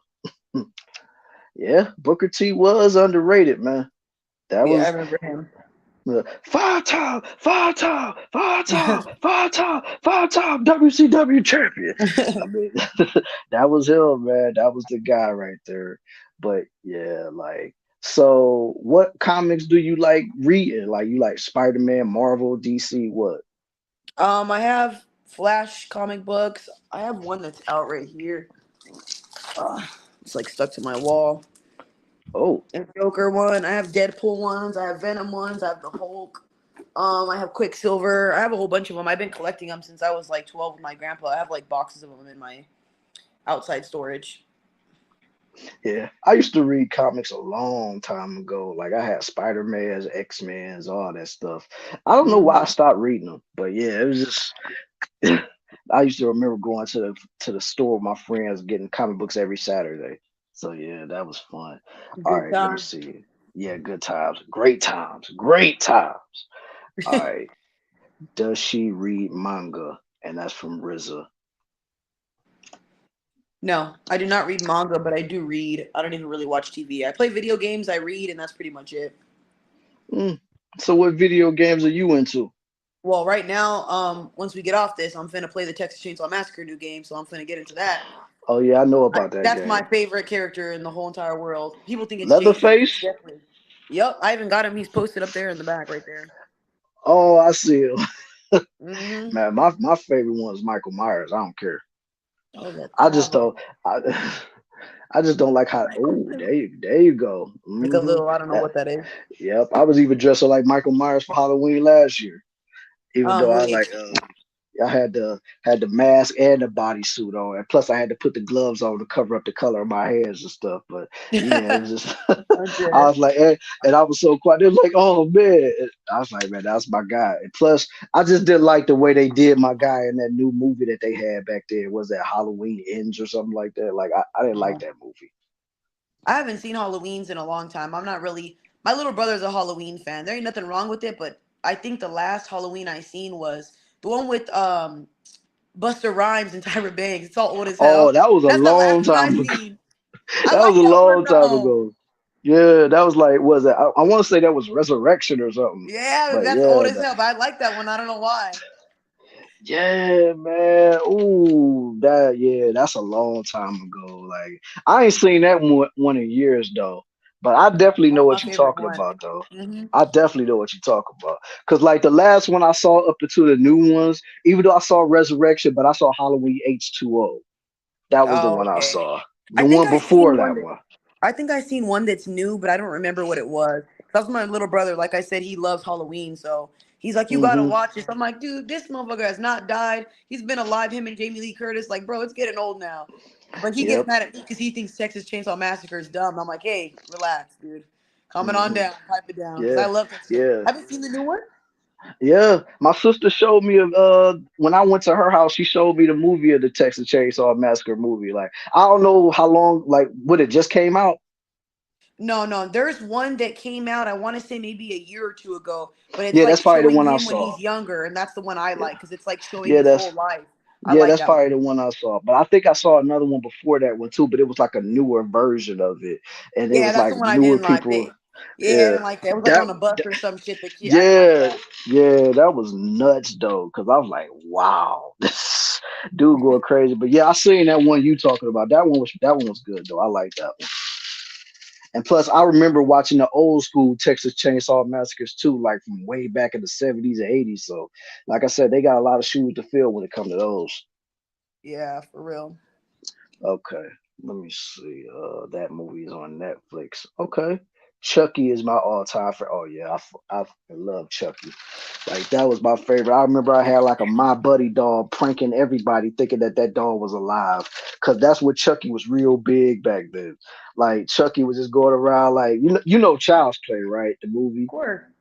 Yeah. So when I I've seen had a every dog, horror movie you could think of, and I used to watch them all the time over Leprechaun, anything that you could name it. Michael Myers, Jason, Texas Chainsaw, Pinhead, Candyman. I've seen a lot. Exorcist. I've seen everything. oh wow, yeah, I practically say damn near all of them as well. So yeah, like some of them I rock with more than others, though. I will say that. Like Yeah, all of same. them were good in their own right, but it's just some that I know for a fact if it was on, like even though I don't watch TV, but let's just say if I found out one was on TV, I would turn it on and just watch it and then turn the TV right back off. Yep, yep, same. Yup. And then okay, Pennywise, the first It movie. Oh yeah, that movie was nuts. Like that's one of the main reasons why I don't like clowns. Shoot. Oh, really? My little brother's scared of Yeah, clowns too. I liked I it, would. but I don't know. I wouldn't say I'm scared of them. I'm just saying I don't like them. Yeah. Yeah, I kind of like the whole Insidious movies. Okay, I No, never got into that. the Insidious, I don't know what it is about that thing. That shit freaks me out. I don't like that red thing that could be Yeah, popping up. yeah, I never got into that. Like you seen that movie Megan though with that crazy doll? Yeah, I think so. I don't be watching if it has to do with like demons and the devil and anything with like possession. I don't really be watching those ones. I used to like The Conjuring and all that. I think I put Hereditary on and I was like, this shit's making me feel weird, so I took it off. There's certain movies I won't watch. Right. I absolutely agree with that. Like, but I sure remember like all them old Leprechaun movies and stuff. It did like excuse me, had what's Candyman and stuff like. Yep, I remember that.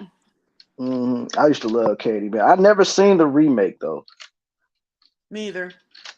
Yeah, like cause I can't picture nobody else being Candyman except for that dude Tony Todd, the original Candyman. Yeah, I like can't. I can't. they're trying to do a new Freddy Krueger, and it's like, nah, dude, because there was a Freddy they made without him, and me and my sister was in the movie theater dying because he said Freddy, bitch, and it was like, yeah, this ain't it. He's a whole fake. I don't like it. There are certain things you can't remake. At least that's what I think. hmm Yeah, yeah. I mean, even though the dude that played the new Freddy, like, I actually like a lot of his movies, but I didn't like that Nightmare on Elm Street movie. Like, it's just some things I would be like, nah, don't mess with that. Like, those are classics. Like the whole Nightmare on Elm Street with Robert Englund, classics. Love Yeah, all of especially them. because he talks in there. Like you can remake Texas Chainsaw, you could remake Jason because they don't talk. Same thing with Michael Myers, but him he talks, and I just feel like his face, like I don't care how much makeup you put on somebody, it just don't look like him. Right. No matter what. All right. Yep. They making all these making nothing but remakes, no more originality. That is right. They don't make no new, ain't no new horror movies, man. Just like when they tried to make that new Child's Play, but instead of it being a soul taking over a doll, they had it being in a remote control doll or something like that. I heard the premise of it, but I was like, and the crazy thing is, it was the same dude that voiced Joker in the Batman series that we was just talking Oh, okay. Yeah, no, I seen Child's Play. I thought it was funny. I didn't about. really Yeah, think it was like as good as the other ones before, but I like Child's Play right. the most, like the first two, I think, or the first one, excuse me. Yeah, I like the first three though, because it was basically like the continuation of each story. Because you had, Yeah, Andy first two when Andy was a kid, and then you had the third one when Andy was like a teenager exactly. in boot camp. Like I love those. Like don't get me wrong, like I like Bride of Chucky, that was cool too. But then once it started getting into Seed of Chucky and all these other Chuckies, I'm like, all right, man, I don't know if I want to keep watching this, man. And now they got a damn Chucky series on Sci-Fi. I'm like, Lord have mercy. They trying to milk this, but then Damn, again, sci-fi is still a thing. That's crazy. I definitely don't watch TV no more. I remember sci-fi. yeah. Only reason I knew about it because somebody had it playing it when I was at work, and they had this on that channel. It was like brand new episodes of Chucky. I said, Chucky, Chucky got a TV show.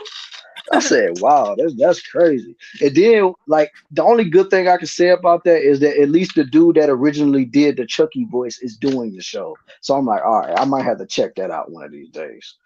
And then they even had the original Andy on that show as well because I seen previews on YouTube and stuff. I said, oh, so they got Andy grown up on here and the girl Alex. I said, wow, this might be something I had to check out. Oh yeah, the Saw movies too. Yeah, the Saw movies was. Those are still good. They're coming out with another one. I don't care what it is. When it comes to the Saw, that shit's always good to me. I like every Yeah, single one of them. I'm just wondering who's gonna be the new person to do it since Jigsaw is supposed to already be gone. Who knows? They'll hmm probably do the But same yeah, thing with Jamie Lee, resurrect him back. They yeah, be but doing they're that a gonna have lot. to. So stupid. Yeah, yeah, man. They gonna have to. You know, they're gonna have to make sense of it though. They're gonna have to tell us how he came back because ain't no way in the world you just gonna tell me all of a sudden dude just came up out of nowhere when dude died because he had cancer. Like, I'm no, you dead. gotta explain that one to me. Sporty, you stupid Obi. Talk about tearing up a cheese steak. I'm actually eating mashed potatoes and meatballs. Oh, that's what's up. hmm I'm Shoot, you starving to making death. me, you making me hungry right now. Shoot. It's past my Um, dinner time. I gotta get these games, baby.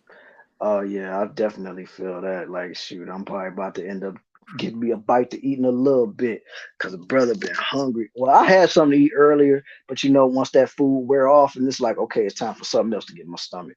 Yeah, once I start bumping my gums, I'm hungry again. I don't Right, talk to a right. storm. Hey, hey, I love the fact that you talking up a storm. Like, it's no hard for me. Okay, Saw is scary because of the possibility of it happening. That's mm, No, and then they be watching you and stuff too, and they get something that you're scared of and all that and use it against you. Like that shit's really yeah. like that one girl with the needle. She used to slam or whatever. And they threw her in the needle haystack thing. That shit was Hmm. deadly. I forget what saw that was, but that shit was fucked up. That was Oh so messed yeah. up. Oh The yeah. guy It was pushed her in there crazy. though. I think that's even worse. Down there Yeah, was man. cold. He was evil. Yeah, he was a wicked son of a bitch. I tell you that right now. He was a wicked son of a bitch. But I love those songs though. Like I said, I could literally sit and watch all of them right now. I might do that this Halloween or something. Just sit and watch Yeah, Saw and all of the scary movies. I might just take a day off of work just to watch Halloween type movies all day. Just to, say, yeah, because I just love those movies, man. Like when I was a kid, I could tell you right now, I couldn't get into that because it always scared the hell out of me. But as a grown man, I'm like, yo, I love these movies, man. Shoot. hell yeah. Oh yeah, man. Like I love it. Let me see. Okay. Oh shit, I'm just checking to see if anybody had anything else to say before I get back into this. Okay, that will be Alex Vincent from the first two movies. Oh yeah, that's who it is, Hustler and Muscle. Yeah, I knew that. Okay, Little Nightmares horror video game series. I never got into that. Me either. I mean, I know about it, but I don't play that type of game. Did you watch the new Jamie Foxx movie? You must be talking about they clone Tyrone or something. No, I don't really watch movies like that. The only movie I seen recently was The Flash and Guardians of the Galaxy, which I thought they were both really good. Hmm. I only watch DC and Marvel movies. Other than that, I ain't going to the movie theater to watch a repeated thing with these sucky actors. Unless if it has Denzel Washington, Leonardo DiCaprio, any of the old school ones, I'm finna watch that shit. But all these new actors, they Hmm. suck ass. Oh shoot! Well, you know they about to come out with a Equalizer 3, right? No, they not. Yes, they are, and For Denzel's in it. real? So yeah, it's supposed to come out on the first. Matter of You know, fact, it it's, makes it's it's weird that you said that. I was literally watching clips of it on TikTok, and I'm like, oh, he was a bad motherfucker.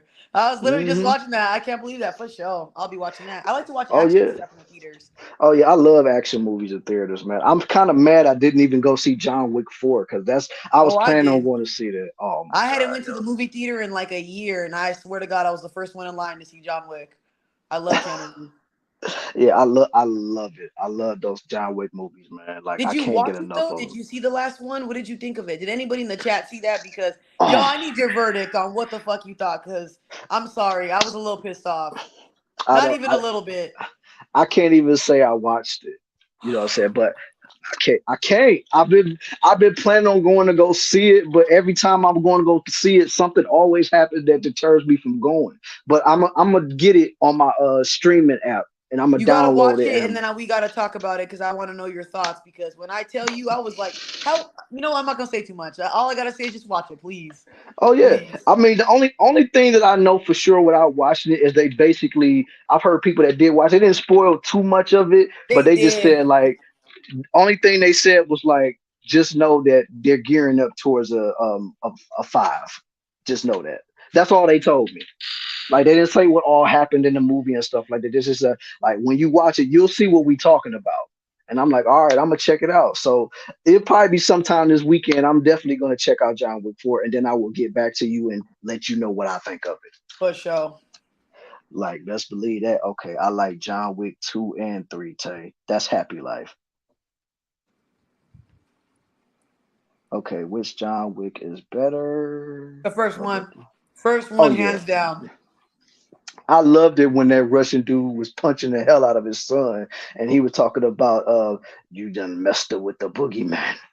And I'm Yep, like, oh, that's my and he was favorite like, what? part.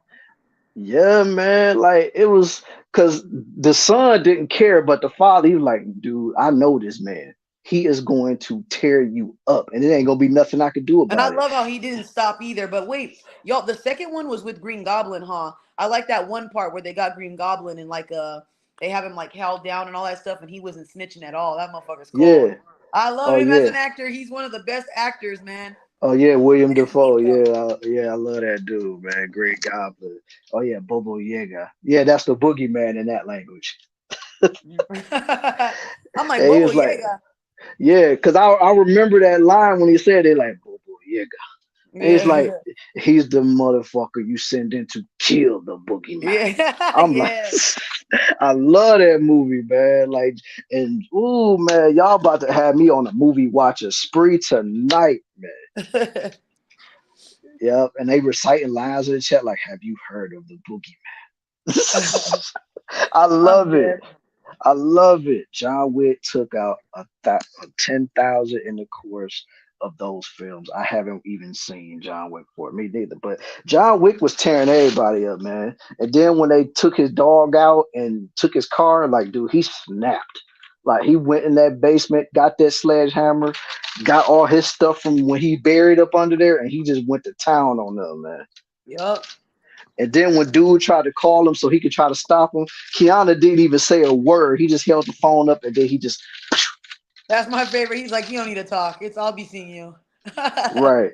I'll be seeing you. Don't even worry about it. And then at that point, he just like, all right, it's on now. I can't do nothing about it now. I gotta let it go.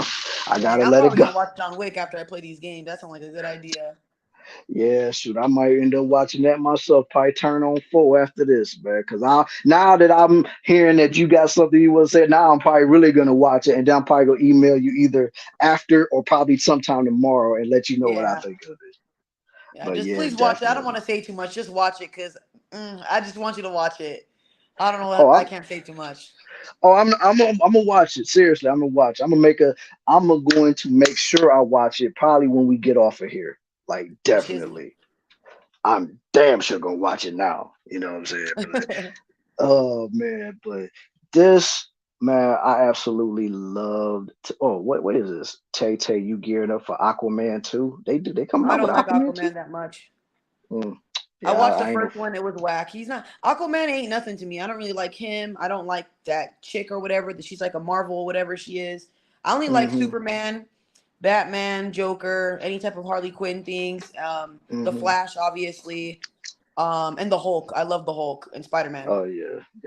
I love Spider-Man too. Like I love Spider-Man, Wolverine, and of course the Oh X-Men yeah, and X stuff Men like in that. general. Yeah. Yeah. Yeah, I love all that stuff. Like as you clearly can see, that's why I put Spider-Man in the back. You know what I'm I'm saying? dead. Because like I said, I love Spider-Man. Like, plus I'm gonna play that Spider-Man game when it drop in October. Oh dang! I didn't even know there was a Spider Man game. That's cool. Yeah, it's gonna be two of them. It's gonna be, of course, Peter Parker, but then of course the other one being Miles Morales. So Oh wow, that's cool. and then yeah, and then they gonna have I think they're gonna have Craven in there as well. And then of course they about to have Venom in there too. But it's not gonna be the Venom that we know, from what I Oh yeah, no. understand. Once I heard Venom, I was gonna say maybe I might play it, but I usually just play like shooting games and stuff like that or horror games. I don't like Hmm or Need for Speed, but other than that, I don't really play any other games. I feel it though. Yeah. Like it take me a while to get into shooting games. Like my people love that. So it take a certain shooting game for me to be like, all right, man, I'm about to play this all the time, man. So Do you play? Do yeah. you play online or do you on Twitch? Or are you on anything? I have a Twitch channel, but I haven't streamed on there in a long time. Better start. We finna play. My friend brought me his because I don't have a TV, so he brought me this projector and he brought me his Xbox. I'm a PS4 type of person, but I'm finna learn how to play Xbox and I'm finna smash him in this because he thinks he could beat me in fucking Call of Duty. Okay, so we Well, finna I mean, play. well, I got a PS5, so I don't really. Shoot. Ooh, excuse me. No, I'm just kidding. I mean, I got a PS4 too. I'm just saying, like, I usually Yeah. play on my five. So Yeah, I told him, I was like, dude, I don't know how I'm gonna do this. I'm not an Xbox person. I've always liked PS4s and stuff or PS5s. I'm not really I yeah, don't like Xbox. yeah. I I'm a mean, trader right now. the only thing I played on Xbox for really is like Gears of War. Like that game was dope to me back in the day. Oh, okay. But other than that, like I played Halo too, but like I haven't really played a lot of Xbox games because most of the games that I would play on Xbox, I could play them on the on the PlayStation. Exactly. So it's like, what was the point of getting it? Having three Yeah, systems for nothing. right, exactly. Just collecting dust. or they're just playing different games on different systems. Like if I want to play this particular game, I turn the Xbox on, and then if I want to play this game, I play it on PS5 or whatever. Like that's just all that is. Yeah. But honestly, I just want to say thank you for coming on this show today and doing let me interview you and collab with you. Like I really do appreciate it. Like I said, I know you said you want to get to your game, so I'm gonna go ahead and let you do that. You know what I'm saying? Because I know I don't want to keep you waiting too much longer. So like I said, thank you. I truly do mean this for letting me do this with you. This was a dope discussion, dope conversation all the way around. Like, who knows, man? May hopefully it might be a part two. I don't know. But For sure. all in all, There is going to be a part two because you finna watch that John Wick and then call me when you with do on here. all I got to right, see your all honest right, reaction. all right then. We got a part two on the way then. But yeah, definitely. Like you will get my reaction for real. Like serious. Like I said, I'm gonna watch John Wick probably when I fix me something to eat, and then I'm gonna turn it on while I'm watching it. So yeah, I'm definitely gonna Yeah. watch that right You're now. gonna So need that food to watch it. You're gonna be let's just watch it. All right, we gonna talk uh, again. oh yeah, definitely. We go. I'm gonna watch it, and we gonna talk about it for real. All right, we got my homie Rock Kim, aka 18th letter, giving nothing but praise to you, Tay. Thank you for having me, man. I appreciate you. Great conversation. Thank you for coming up, man. I really do appreciate it. It sure was a great conversation for real. And like I said, we got to do this again sometime. And we will talk about the John Wick 4. Definitely. We will. Oh yeah.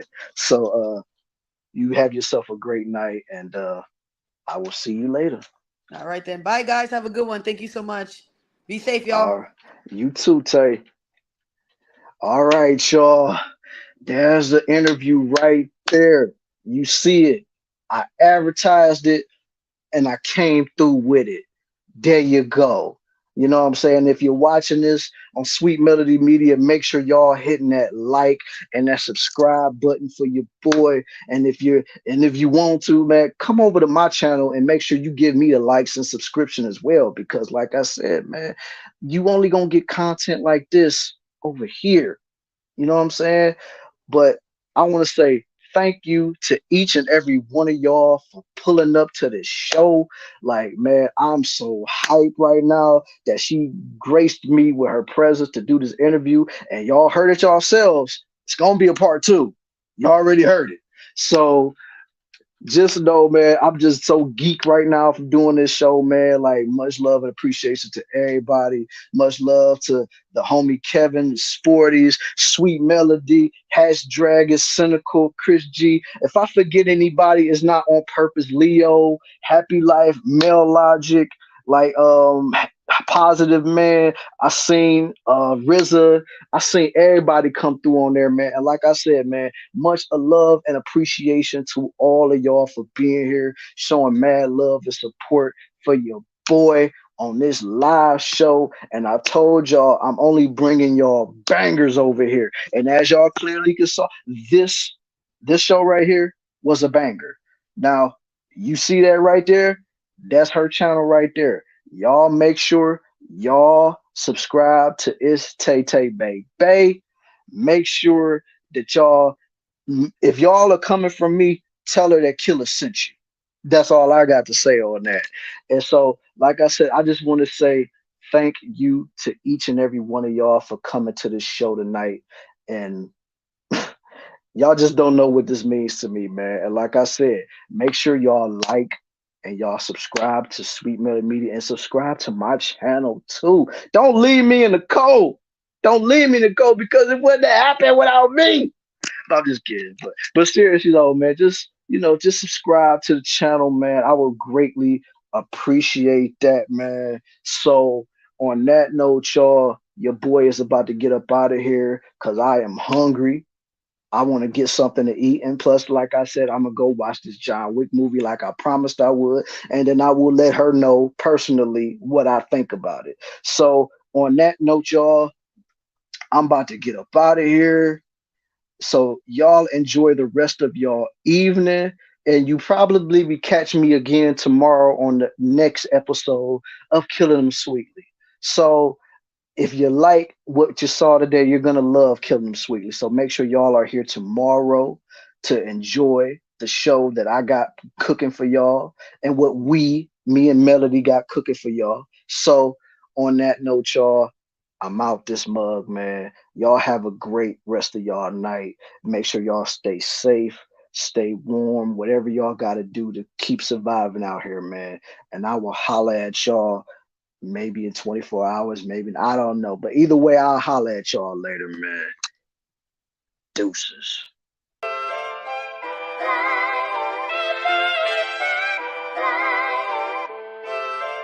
Leak better take off.